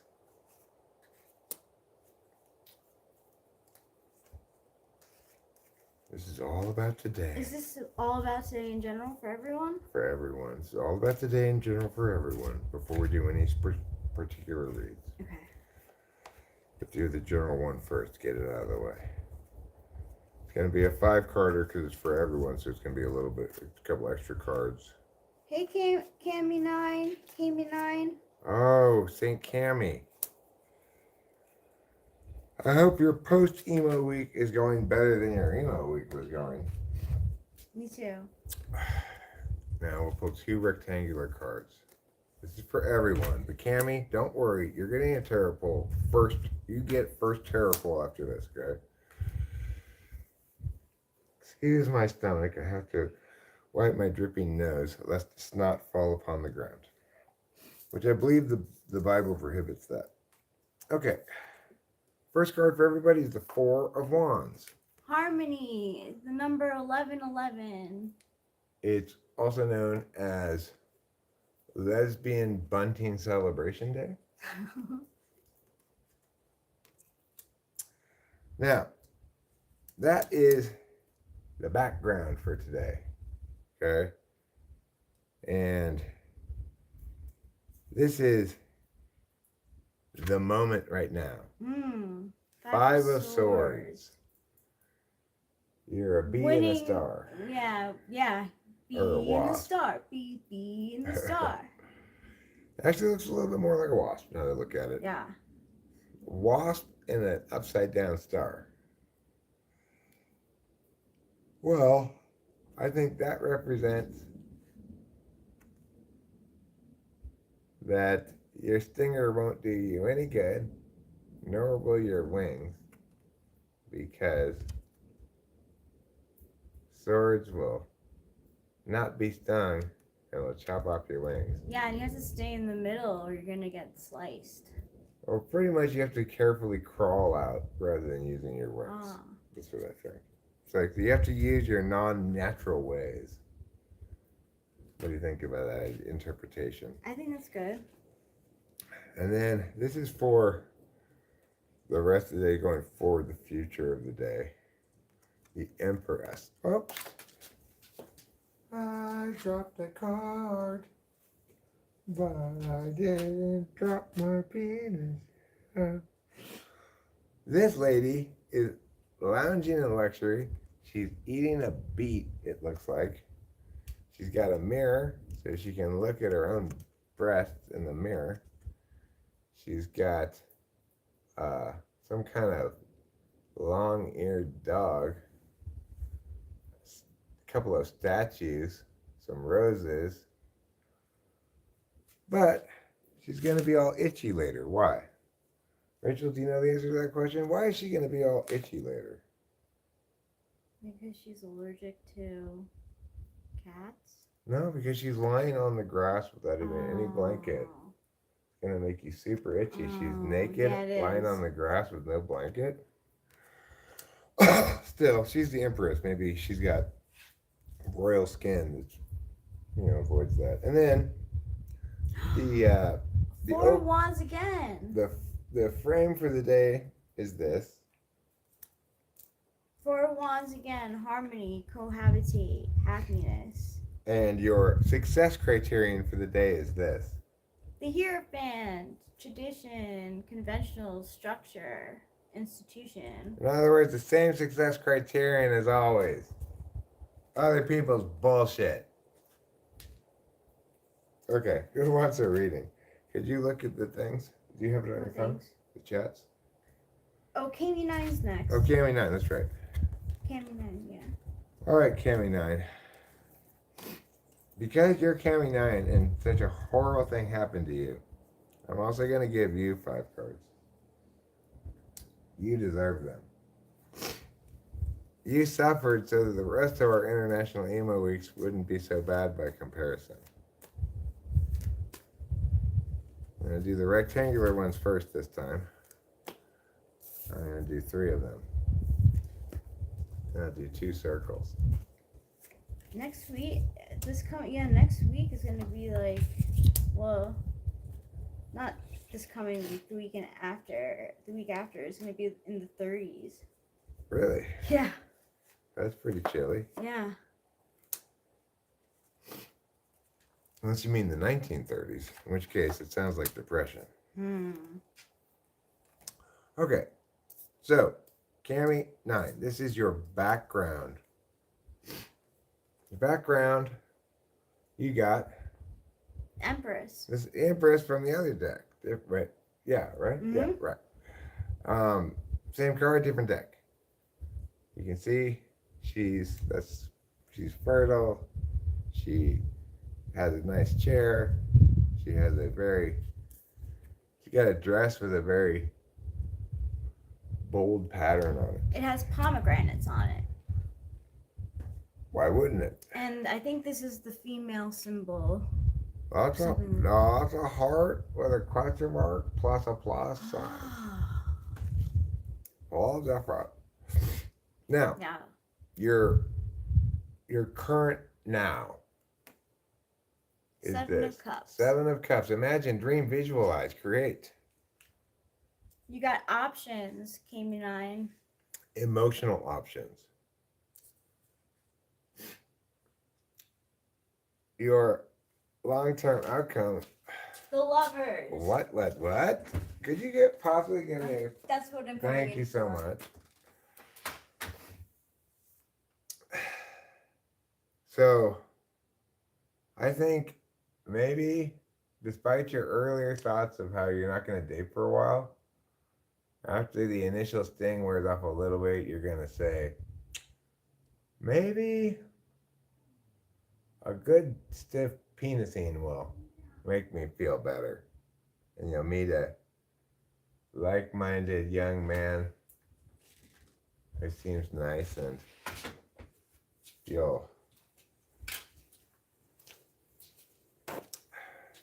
prove to yourself once again that you are reproductively viable. Thank you, my wonderful wife. You're welcome. Now, this is, oh no, this card. Oh no, that doesn't count. That card's no good. This is the frame. And then the other one will be your success criterion. Frame. 6 of Wands. Right now, you feel like you're a spread eagle on a wagon wheel being rotated around a sun.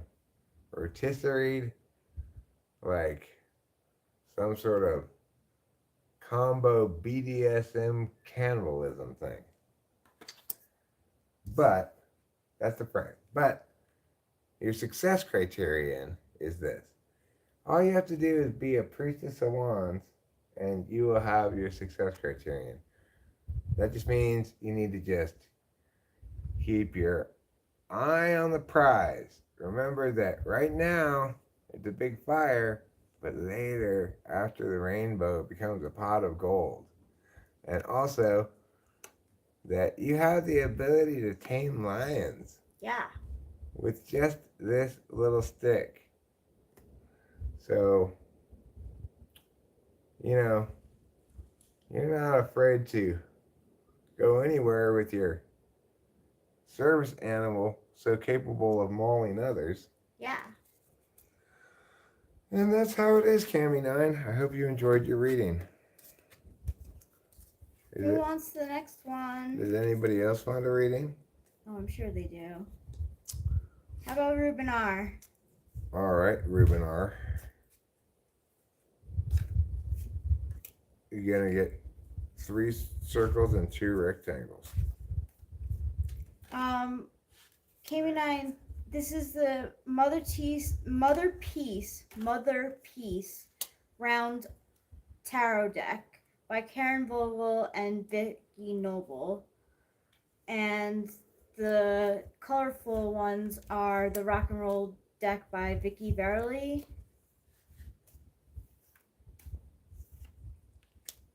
You're welcome, K9. Acacia, what does RBN stand for? Run by Newark. Okay, so this is for Ruben R.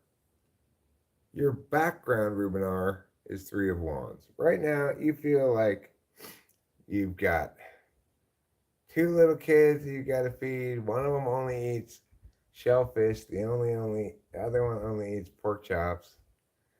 And you've got to watch out for the fires. Plus, you're really sick of your wall mural. You come to view it as way too crowded now. But here's your current frame of reference right now in the moment. Okay, now this is not your frame of reference. This is your now. This is your now. Okay, 4 of discs.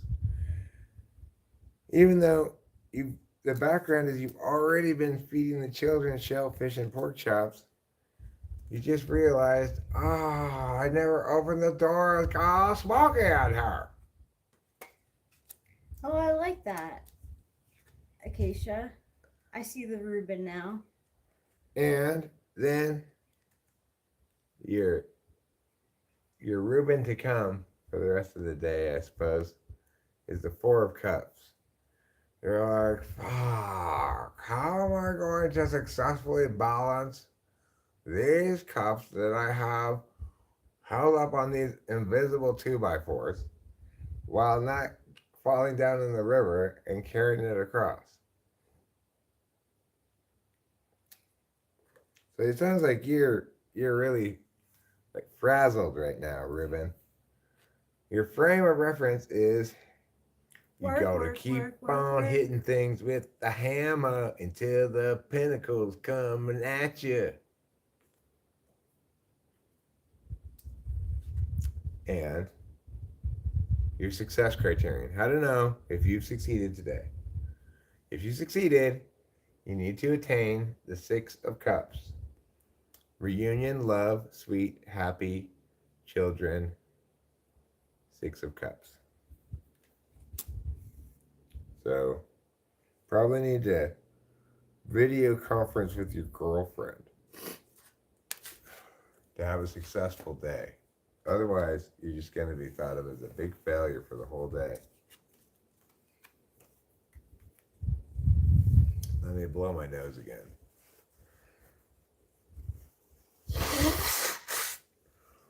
I've got nose fluids flowing so freely. Does anyone remember when Hotline Bling by Drake was big? I was like really into that song when it came out. Mostly because of the video. He did this like old man dancing like this. And this. Like this. Yeah. Like this. Yeah. Yeah. Let's see. It's called digging and sorting. Oh. Those are the two dance moves. Is there anybody else who's requested a reading? Karma's Pimp. Karma's Pimp, you're going to get 3 rectangles and 2 circles. But, just to mix it up a bit, I'm going to do the 2 circles before the 3 rectangles.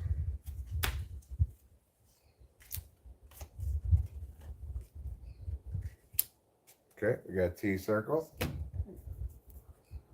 And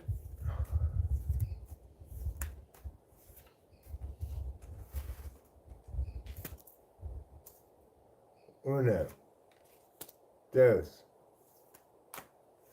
3 rectangles. Piao, circle number 1. This is your frame. Okay, I'll do the success criterion last. This is your frame for the day. Daughter of Swords. You have got to start killing some horses. Now, your background for the day. Your background is victory and triumph. So you're coming into now having achieved some recent victory, triumph, prestige. Now, your now is spirit child. You've got on a crazy sweater vest skirt. Tunic. Thank you. You're welcome. And it appears to be what are those called? Irises? Lilacs? Yeah, it does look like Iris? yeah. I don't know. Irises, I think maybe. And that's pretty showy. You're playing a funny joke at the party. Instead of just having a cup of liquor in it or whatever, you brought a fish. Yep. Now, the outcome we're looking at for the future. Oh, you got 2. Oops. Wait, actually, I don't know. This is the Page of Swords. I don't know if the daughter's the knight or the page. Oh, right, Daughter of Swords.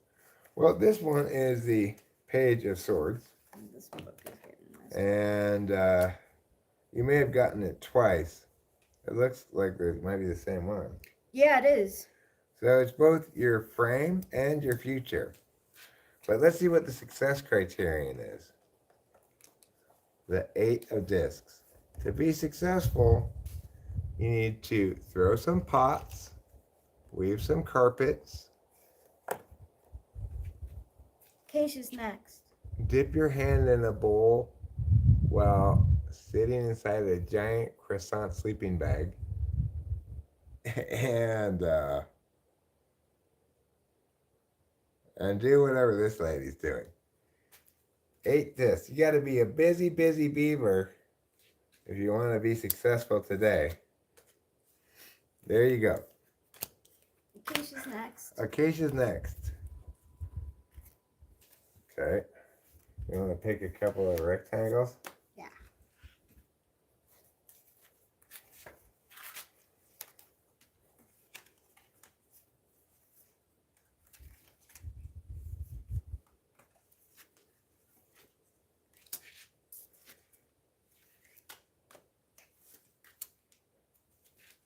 I don't want it to get into the poop. Okay. So we got your background. 3 of Wands. Acacia, I believe Reuben also had the same background. Yeah, I believe so. You guys are both feeding your children shellfish and pork chops. We've got your now Temperance. You finally said, okay, I'll stop drinking vodka for the rest of the evening. Your future, later in the evening, Shaman of Discs. Shaman is the King. king of discs. So later on, you're going to go hang out with an eagle in a canyon in the desert. Frame of reference. Reuben also got Reuben also got this. this one. Maybe you guys are going to have a video conference. And your success criterion. You will be successful today.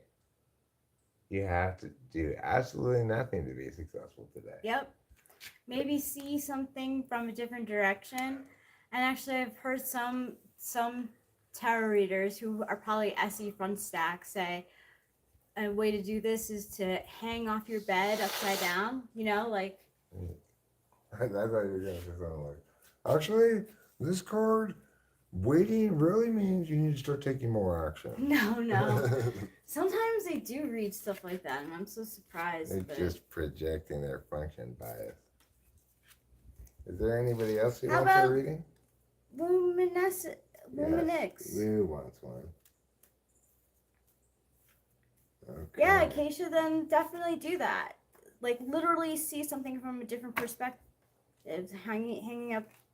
She loves doing it, so. Who it is for Lou? Yeah. Can I pick the, Circles? yeah. Sure. You want to pick 3 circles or 2? 3. Okay. Yeah, we're still into it. Into what? The picker cards. Luminix says, sure, if you're still into it, I'd love one. If you're picking 3, I'll move them over so they don't get into the poop. I know when the hotline bring. Back it on and you won't think. You used to call me from your cell phone. Late night when I need your love.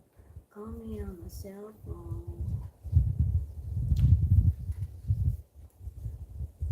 Okay. Next 1. Next 2. Next 3. All right. Lou, this is the background. The background is 7 of Wands. Okay, basically, this is where you're trying to explain something to all these people. All right. You put on a hat, you picked up a fire stick thing, you got a little vagina covering apron a necklace. You've really gone all out to try to explain it to everybody. But even with all the visual aids, some people aren't even really listening that much. Now, oh, you got this one too.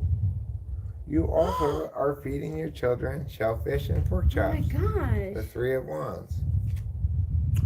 Now, later on this evening, Son of Discs. That's the Knight of Discs. Now, you'll note you're not hunting an animal, you're shooting a target. So, you don't have to worry about even if you're vegan. Now, the frame of reference. King of Rods.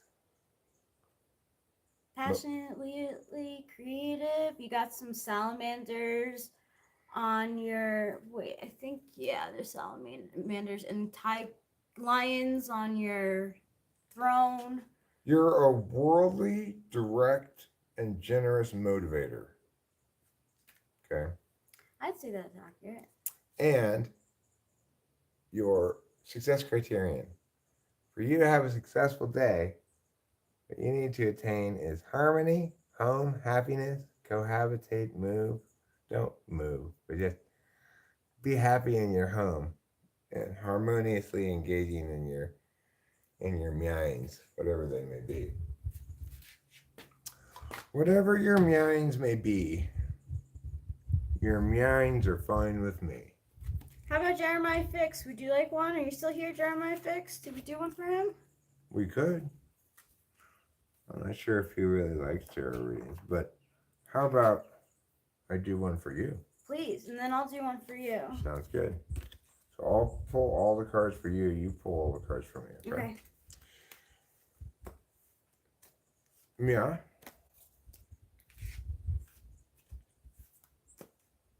Mia. And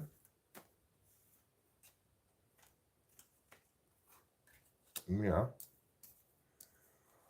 Then we've got yeah, one of these. And we've got two. Yeah, one more of these. This one here. All right, let's take a look. So, this is the background. That's definitely the background. Soulmates. I guess this is you. That might be you. My twin. You're a identical twin. Yeah. You're a identical fraternal twin. Does look a lot like you. Actually, neither of these really look like us, to be honest. No, but they are us. They are us. Okay. Now, that's the background. This is the now. Heartache, pain, grief, breakup, sad woe. Are you feeling any heartache right now? I feel embarrassed because I get makeup in the nail. I'm sorry I said anything like that. I was just like trying to bond with the mailman briefly, like Okay. to try to say something like cordial to the mail lady, but I shouldn't have done that. That was my It's fault. alright. That's where the heartache is, huh? A little. That makes sense. I'm sorry about It's that. okay. And what is this? This is the outcome or the evening. That's about right. Justice, retribution, decree, fair, contract, deed, law, reckoning. Now, the frame of reference. Daughter of Swords. Oh, wow. Same one that we saw before. Which is this again? The page? Page of Swords, Page yep. of Swords. And Oh. the success criterion. Son of Swords. That's the Knight of Nine of Swords. Swords, yeah. I got a lot of swords. There's the swords in the Justice card. I got a lot of swords. Yeah, Very- and I think the message is if you can just be knight level swords, then that's plenty for success. Yeah, that's like night because like night swords has to do with the mind, so maybe that's like my level of swords is at the knight level. The knight level of swords is my 3rd slot TI. Well, I mean, I think it's more like the page level, 3rd slot. Like my FP, I think was Yeah, more page level yeah. too. But It is. what this is saying is, if you can like attain a little better than that today, then that's all it takes for success. It's like that's without you trying your this. If you try, you can easily get to this one. But I'm naturally You're naturally page. this, Yeah. but if you try, you can get to this. Yeah. And the page is a lot about the page of swords is a lot about like gossip, and I've definitely been on the hot gossip lately. Right.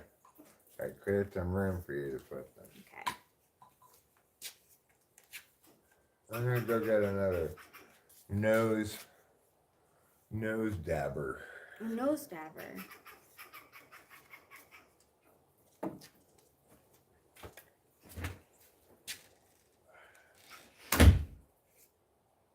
You used to call me on your cell phone. Late night when I need your love.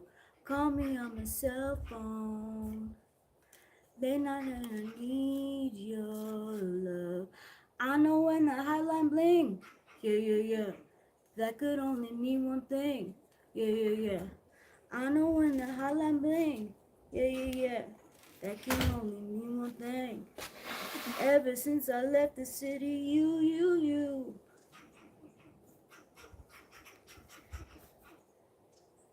Ever since you left the city, Yeah.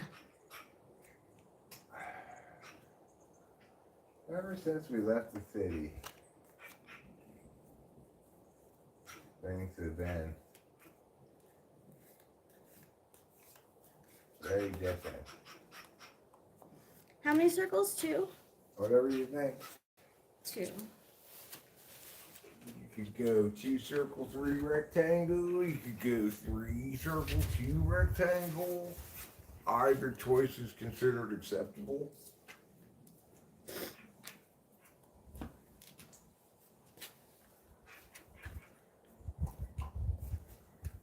It's chilly enough that even though it's still light out, it's not even 4 p.m. I gotta have my jacket on. I feel like my sandals aren't enough too. Like I should put some sneakers on. Oh, I have socks on. Get away!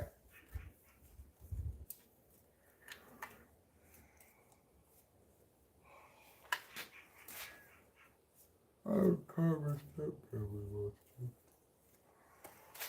Ahoo! What are we already doing? I don't remember. Karma's Pimp, did we do one for you? I think we did. I think he was after Ruben. Yeah. Okay.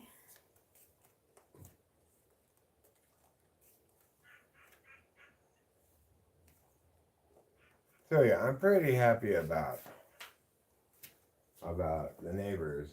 The guy and I waved to one another as we drove away today. Oh, that's nice. Thereby proving that everything's fine. I must be such an elusive character to so many of the neighbors. Like, like I'm like always in the house. Maybe. You know who's kind of another elusive character is Les's wife. That's true. She's an introvert as well. Okay.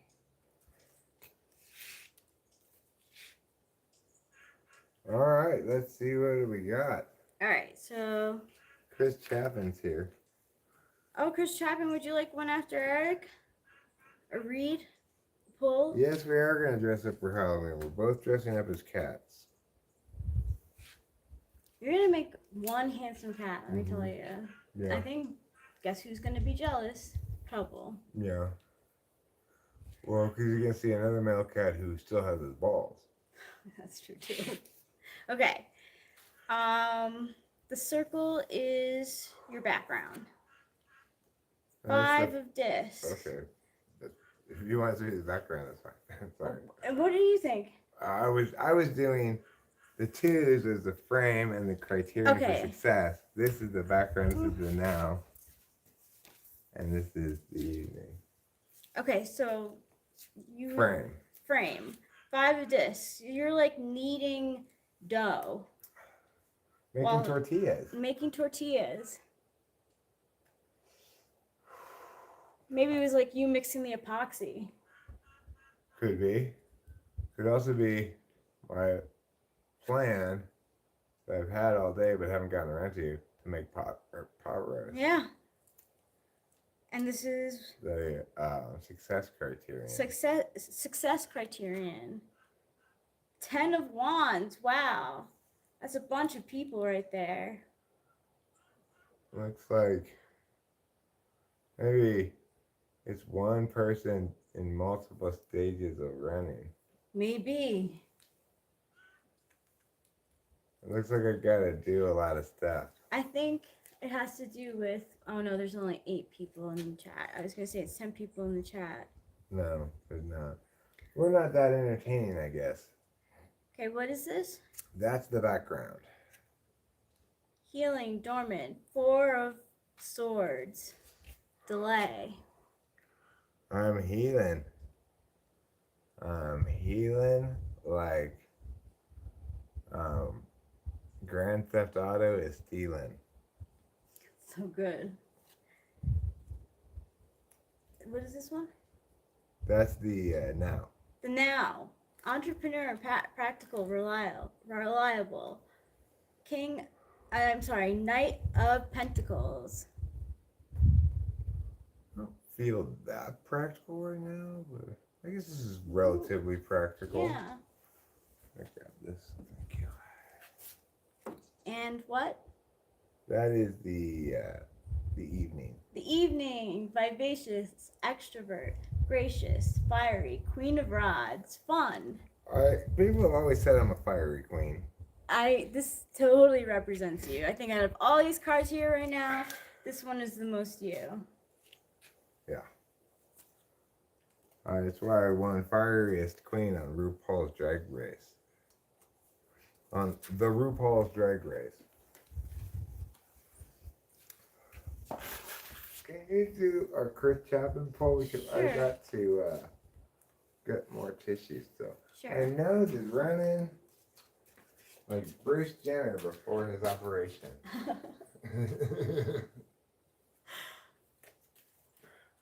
I'm full of similes today.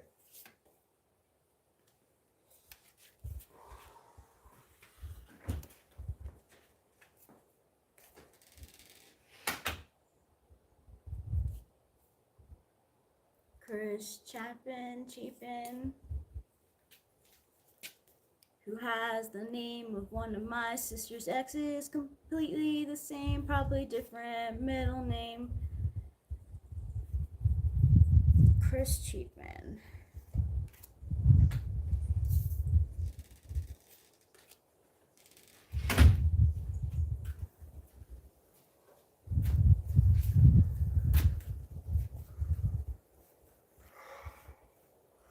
My nose called to say I'm running.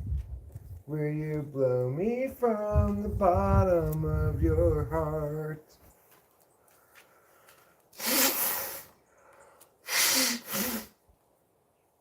Okay. Chris Chapin. Let's start here as a background. Your background is triumph. Ace of Swords, breakthrough, victory, opening, pierce. So you're Triumph. coming into the now from an earlier triumph. Now, this is the frame of reference. Frame of reference, 9 of Cups, party time, round the pool, excellent. So, it's a little late in the year for a pool party, but that's never been something to dissuade Chris Chapin. No. The now. Ooh. This Right looks now, like you're the star. you're the star of that party.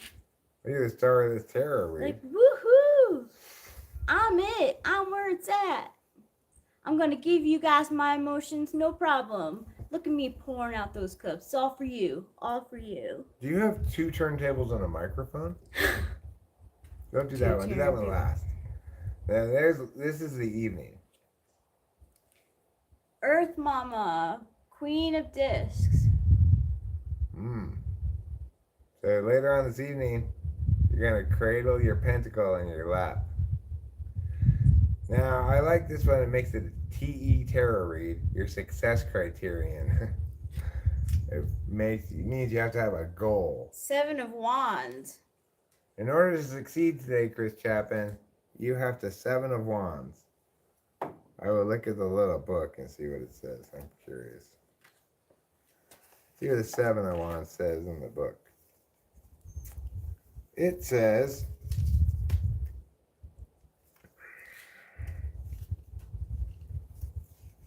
Swords, Wands, here's 7. Defending a position, explaining yourself, diversity of opinions. So if you want to have a successful day, Chris Chapin, you're going to have to explain yourself, little mister.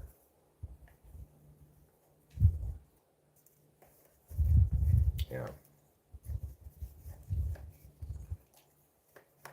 Can't just get away with not explaining yourself. All right. Are we done? I think so. I think that's everyone. I have the round cards and I'll put them back in the box.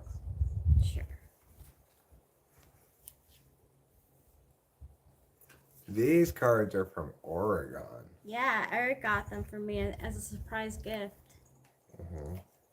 I think you liked them a lot. I love them. I was so surprised.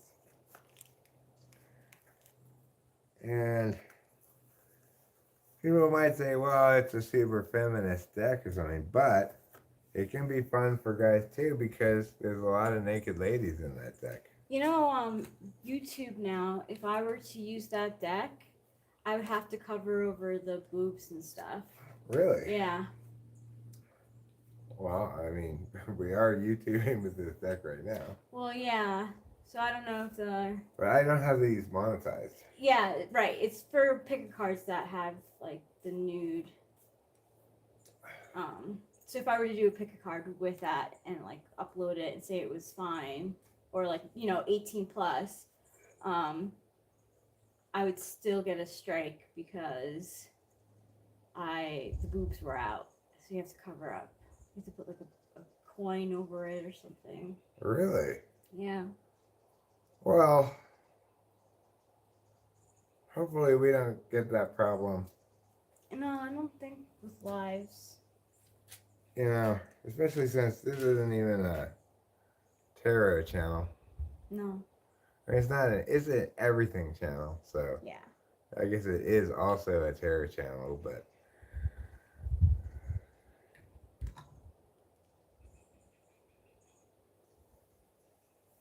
So now that I'm hearing all this stuff about Justin, it makes a lot more sense now hearing all those rumors about him being a bad tipper and being nasty to wait staff. Like, sounds like Justin is really good at putting on a front. are you saying that he be fronting? I think he'd be fronting. I think he'd be fronting too. I mean, otherwise he would have put out already a strong denial of the cheating accusation, at least, right? I would. You gotta protect your reputation, right? Yeah. And not his way, get your lawyers involved. You just say the truth all the time. Yeah. Brittany only making out with Rob.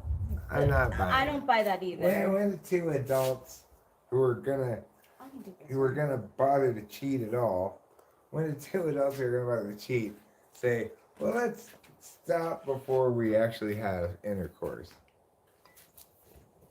All right? I mean, It's like cheaters aren't the kind of people who go, "Oh, I I feel so conflicted. I just want to stop at kissing." I don't think so. I mean, maybe. I don't know. It's just hard to believe. It doesn't matter anyway. It's cheating just as much. But it does matter if he cheated first. If he cheated first, then everything changes. Mm-hmm, and that makes a lot of sense.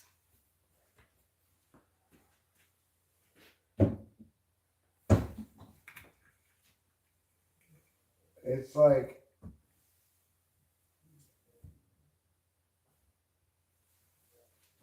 well, I mean,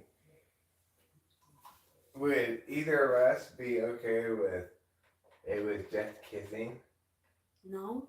Even if it were true and we could confirm it 100%? No. Of course not, because it's still cheating.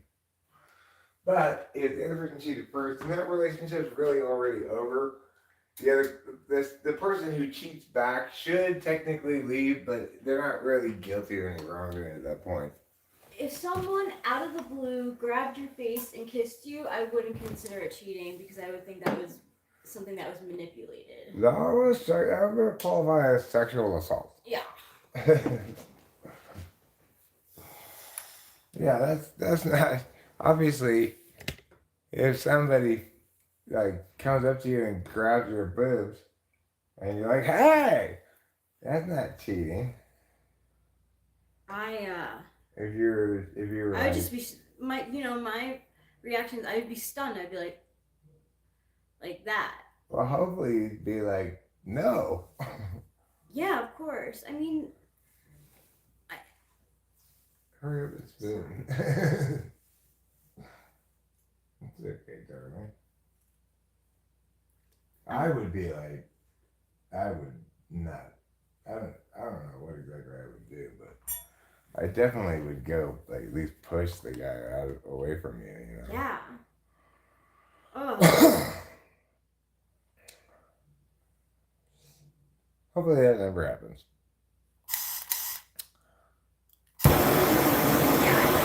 Yeah. You and I are together almost all the I time know. too. It's like it's rare that one of us is out of the house without the other one. I Yeah. sometimes go out without you, but you never go out without me.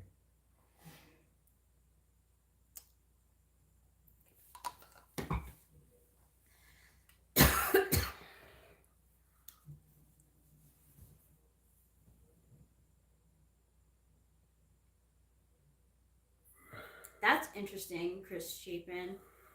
YouTube has been so finicky with content for kids, but even with 18 plus, if they say it's for adults, if it has naked cards and people on it, like you get they delete it.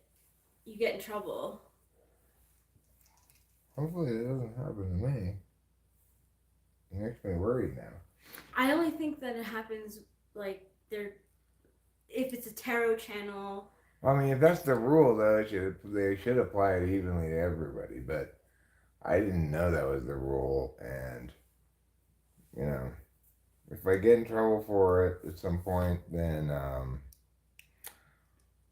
I won't do it again. We won't use that deck again. Yeah. Or any other deck with naked titties on it again. There's the star card has. Yeah, all the decks have it. Yeah. Right? Or we could use a dog deck.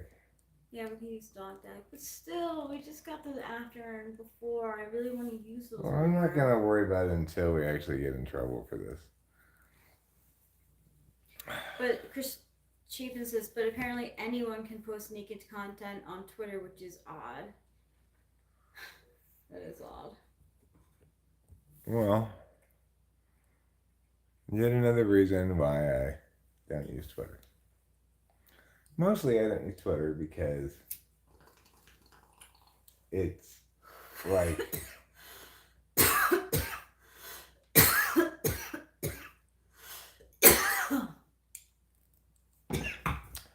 I don't know why I don't use Twitter. It might be the case that I'd like Twitter because it's kind of like shorts but with Words. text. Yeah, and you're good with words. I'm good with words, and the constraint of quantity of words probably would have a good impact on my content, just as it does in video making. But I guess when I was on Twitter for a little while before, I just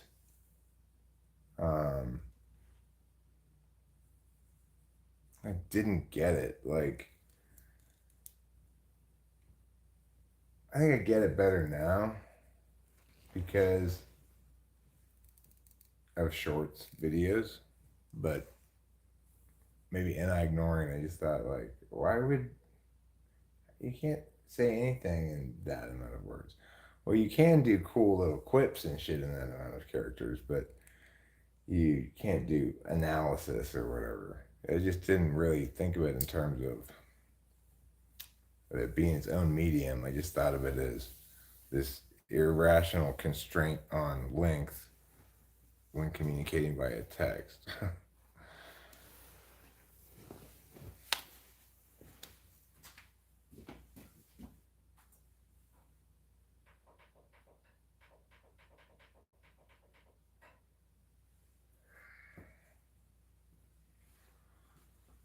Who is Mike? A popular YouTuber? I don't know if he's popular or not, but he's somebody who really jumped the gun and jumped to conclusions, and I didn't say a goddamn word about the guy except that I hadn't been to his community tab, that I had been, a couple of odd posts had popped up in my feed recently. I didn't know what to think about them. And that I had taken a poll, what I thought was a poll, turned out to be a multiple choice question, and I got it wrong. This is the only thing that I said. And he concluded that because I responded to a guy who called his community tab a dumpster fire of bad thinking, that I was agreeing with the guy. I wasn't agreeing with the guy. I never did agree with him. And then he put this other post up saying that I was unhealthy and narcissistic. Yeah. Even though which was predicated on the notion that I was agreeing with this guy I responded to, which I never did. So that's why I stopped eating papayas.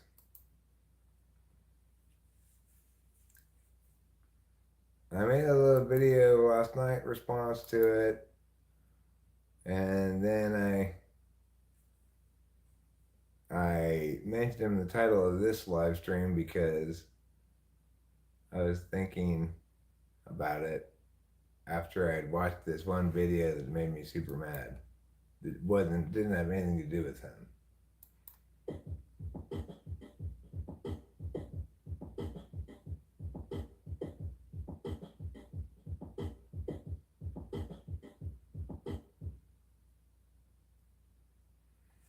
Oh yeah?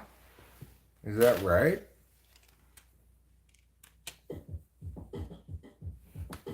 Yeah, it's right. I'm not kidding. I'm not joking around this time, okay? I don't like to joke when it comes to important things. Okay. So I have to turn this up a little louder. Oh, I see. It's turned down up there. Turned down up where? Up here.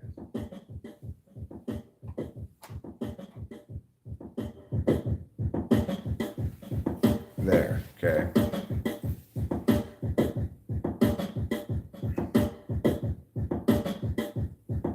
I'm gonna end the stream, but before I do, I'm gonna do a little bitty rap for you.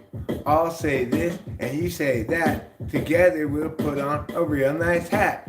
I'll go rap here, you go rap there. Then we'll meet in the middle somewhere. What do you say, everybody? Let's rap.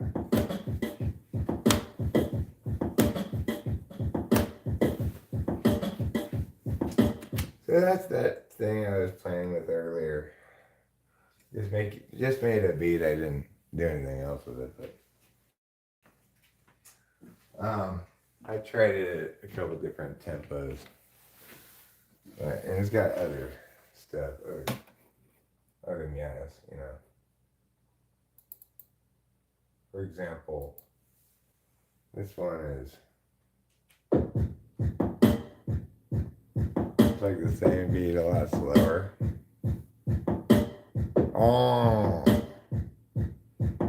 Oh yeah. That's right, girl. You know you want it. Oh yeah. I like that. That feels good. You remind me so much of my grandmother.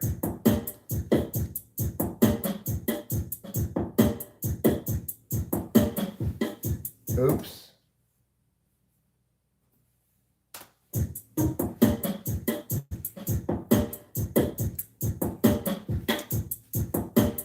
This beat reminds me of Grandma. This beat reminds me of her.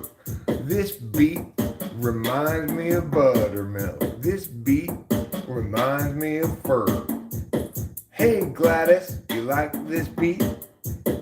It's for my grandma, neat. Hey Gladys, this beat's for you. It's like a grandma, true and true. Through and through, all true. Just like my grandmother drew up in her grandmother contract when I was born.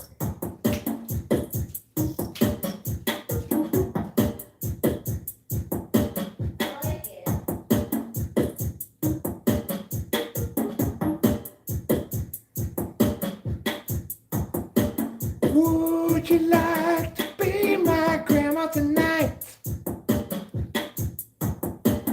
You can be my grandma tonight. Get up here, get married to my grandfather. You can be my grandmother tonight, girl. Be my grandma. Oh yeah, oh be my grandmother, please. Oh be my grandma. Oh yeah, oh be my grandmother, please. Come on, girl, put on that shawl. You know you want to be my grandma.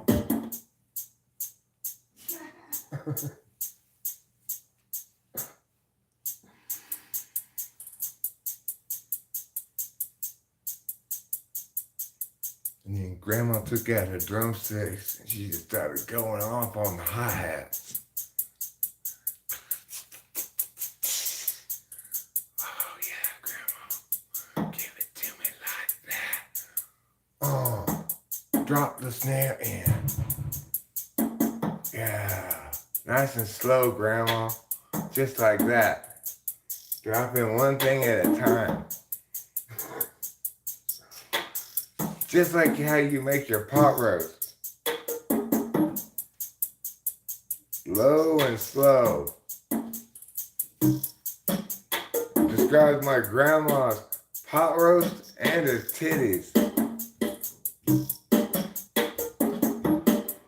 Also her intellect. She was not a bright woman, my grandma. She was formed in the Great Depression, where the average Missourian lost over 20 IQ points in a single year due to the stock market crash. This is like an LCD sound system song. It just goes on and on with me talking, trying to sound cool. But Daft Punk's never gonna play at my house. Well, that was pretty good spoken word art. Is there such a thing? You might well ask yourself. Is there really such a thing as pretty good spoken word art? The answer is no, of course.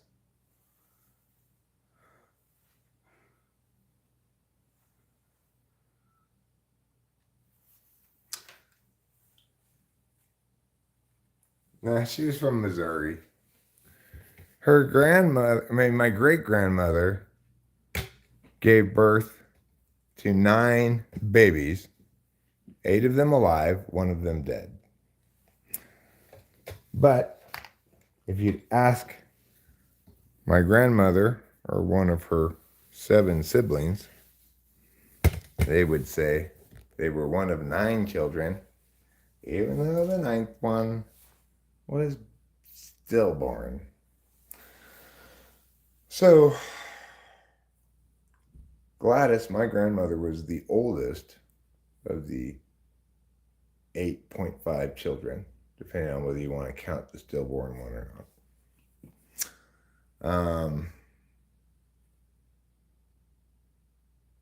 And you know, she was 82 when she died in 1990. So she was born in 1908.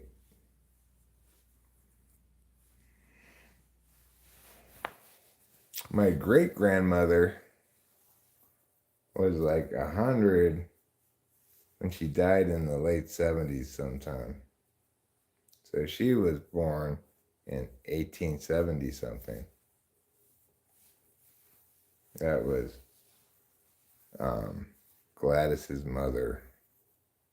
I can't remember her name. I just always called her great grandmother, her great grandma.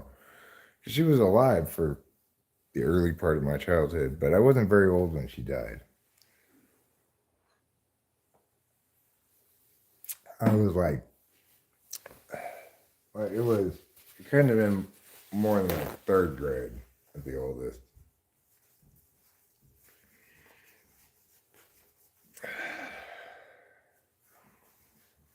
Because she died before Al, my grandfather, step-grandfather, whatever, the only grandfather I ever knew.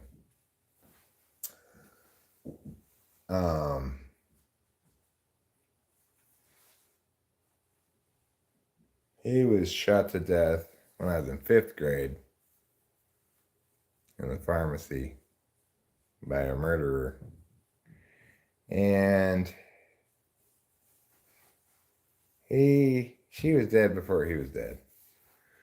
My 2 biological grandfathers, I never met either of them. My mom's biological father died either before I was born or very shortly after I was born in a drunk driving accident. He was a drunk. And so I said, "Hi, that's the relative I want to emulate." Well, the baby was dead in the womb, but, you know, who knows? They didn't really give me a lot of detail as to, like, how big it was or whatever, you know? Who knows when it died? Hopefully it wasn't, like, dead for, like, a month, just rotting up there. That would be gross. It probably died in a skydiving accident. Hi, fish. What kind of fish are you? Are you a carp? Are you a swordfish? A tilapia? Are you perhaps an angelfish? Or maybe North Atlantic cod. How about Arctic char? You could be Arctic char. That was a popular ingredient for a little stretch of time there on those cooking shows, Chopped and its ilk. Arctic char for, I don't know, maybe 3-year period was like the hot fish. I never knew that. Because it was so cold, because it came from the Arctic. People like their fish cold, like their revenge.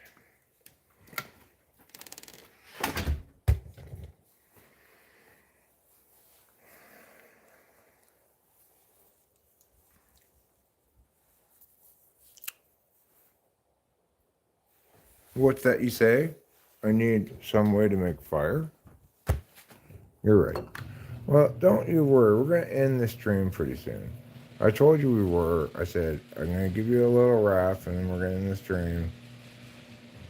But I guess I was lying because we're still streaming. I was like, there's some other thing I have in store for you before we're done. Why don't we check on the project we started? Les Stroud Survivorman was fishing for the Arctic charfish, but said he missed the season for them or something. Too bad for Les Stroud.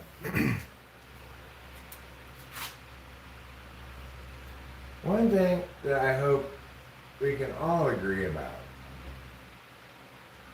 is that Les Stroud is way better than Bear Grylls. Bear Grylls is a schmears, you know. He can just suck it with his mouth. What is it? Something gross, like a piece of poo or something.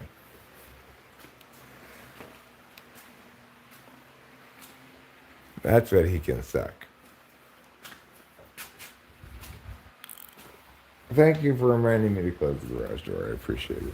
I might as well just close it because otherwise I'll forget about it. And like tomorrow morning I'll go, God, there's a garage door open all night long. Like a big dummy. Like a big dummy pants. Oh, autumn forest. Thy foliage shines in so many colors. Oh, I left my thing out here. Look. Look what I left. I left this thing. Well, I'll put it back inside now. I like that tree across the way there. Peeking through the other trees. See here, the autumn foliage. That's some serious foliage there, huh? There you are. Hi, foliage lover. Hi, foliage lover too. See the foliage of the tree right there. Oh, that's really pretty. I've got it zoomed in on the camera here. Oh. But you can't see it as nicely as you can in real life still.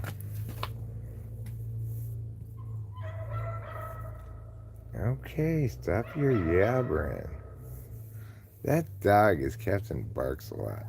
Yeah.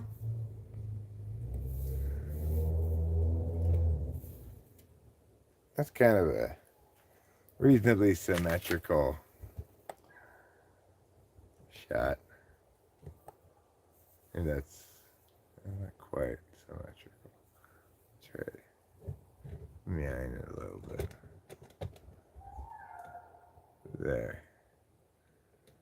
There we go. There's some nice symmetry for you, everybody. What do you think, Rachel? Look at it. Oh, that's pretty. It's got the two tall trees equidistant from each side. Yeah. That's great. Anyway, that's the kind of high quality scenery you get here talking with Spanish people. Blue said,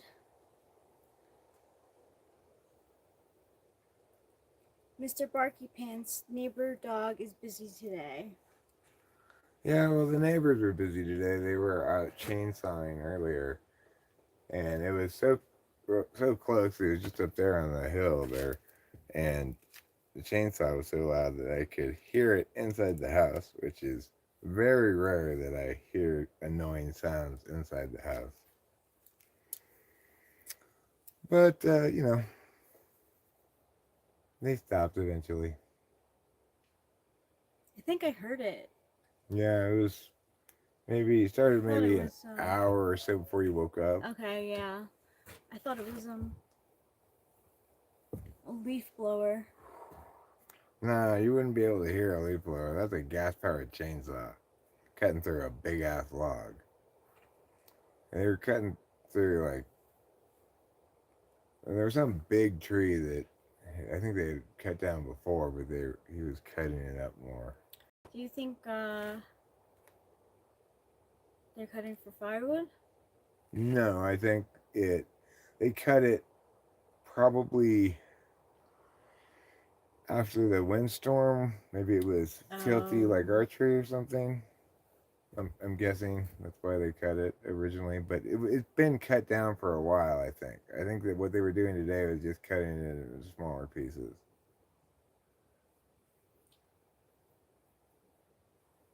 But I don't know for sure.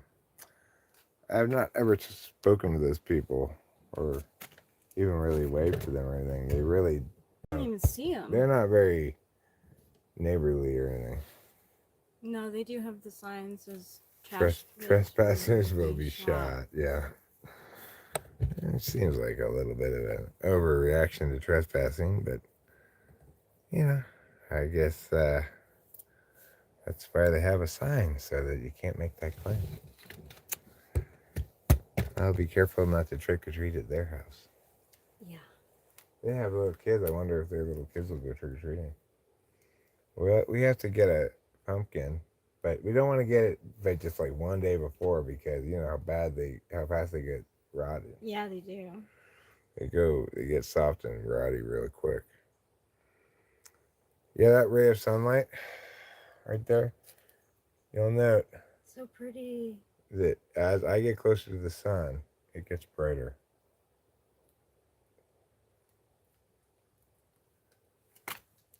There you go. There, see? It's going to your head. Yeah. Actually, it looks like a sunbeam, but it's actually shooting from my eye, and I'm lighting something on fire over there with a laser beam. Yeah. Okay, so I'm going to use my new ashtray, and you're going to see just how much better this is than the alternative.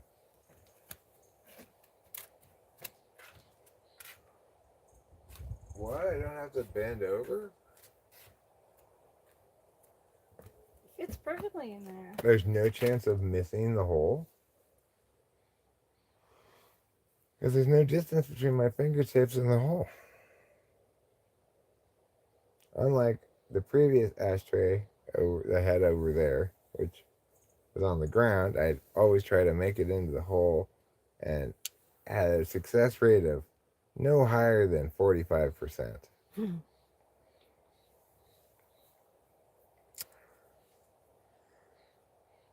Your squirrel friends will enjoy a pumpkin. Oh, so that's even more reason to get it like the day before, the day of.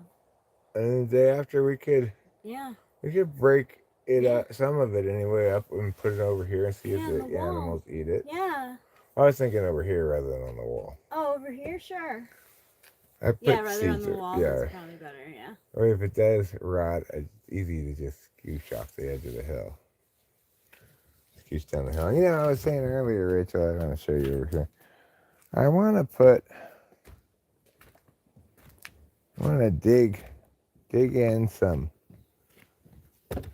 little steps into the side of the hill here so we could walk down there more easily. That'd be nice. I was thinking I could go out in the little wilderness car and I could get more of these kinds of rocks. And I could make my steps out of these kinds of rocks. These flat rocks. That'd be nice. But even if I just used a shovel and just cut in a step shape, then I could decide how to make it stay that way better later.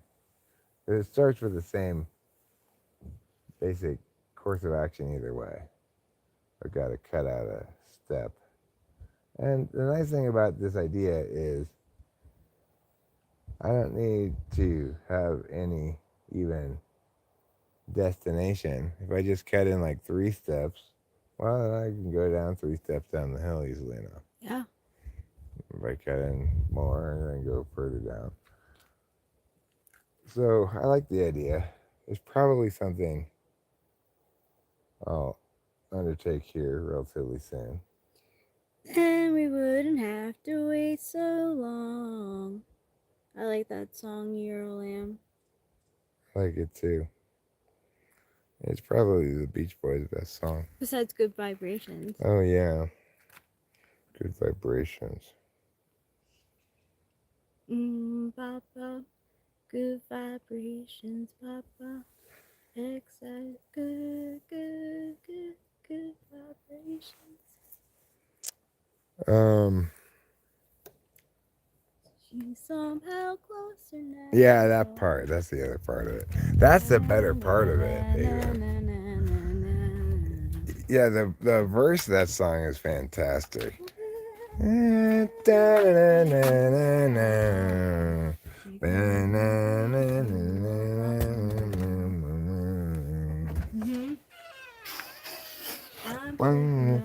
Yeah, and the chorus is great coming out of the verse.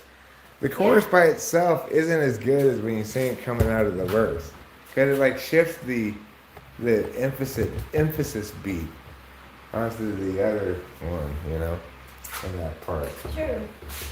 I never thought about it that much. Okay, well, I'll take a look at the chat, see if there's anything of note here that needs a response.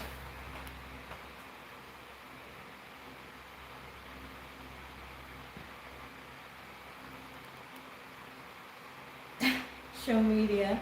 God only knows who I'd screw without you. That's another good. Is that the same one? That's Good Vibrations too? No, that's God only knows. Okay, and what was the third song we were singing of theirs? Wouldn't it be nice if we can meow, then we wouldn't have to wait so long. Then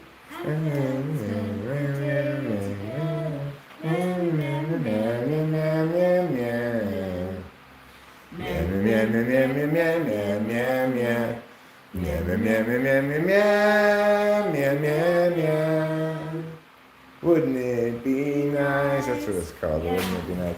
Yeah, I'm not 1,000,000,000% sure the Good Vibrations is better than that one, but I'm leaning towards agreeing that Good Vibrations is better.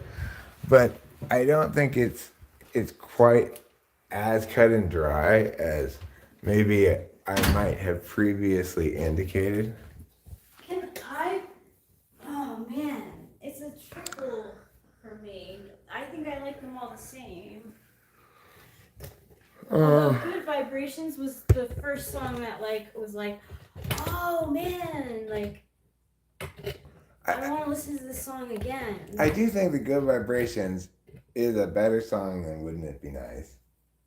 But I do like Wouldn't It Be Nice a lot too. Me too. I like God Only Knows too.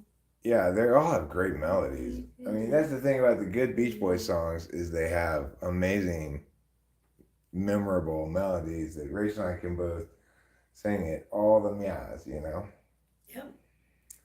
And I haven't listened to the Beach Boys in a long time.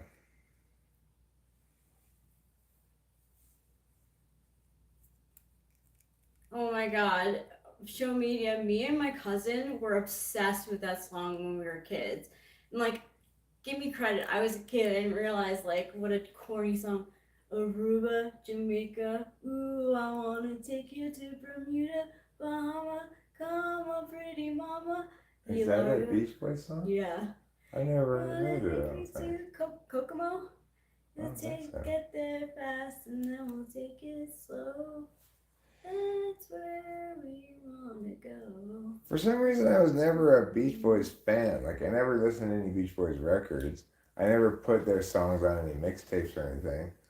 Some of the songs, when they come on the radio, I would leave on and I liked them, but I never felt any particular burning enthusiasm about them. I don't know why.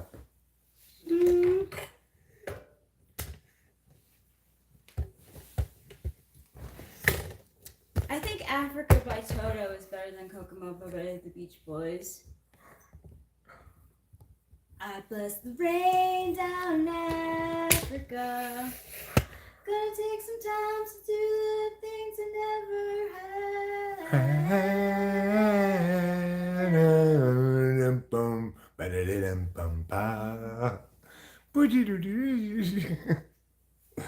That song's funny. I like it. Okay, well, I think it is time to go. It's time to wrap this up. It's been 3 hours. I'm not sure what we're going to do now, but it might include making some pot roast.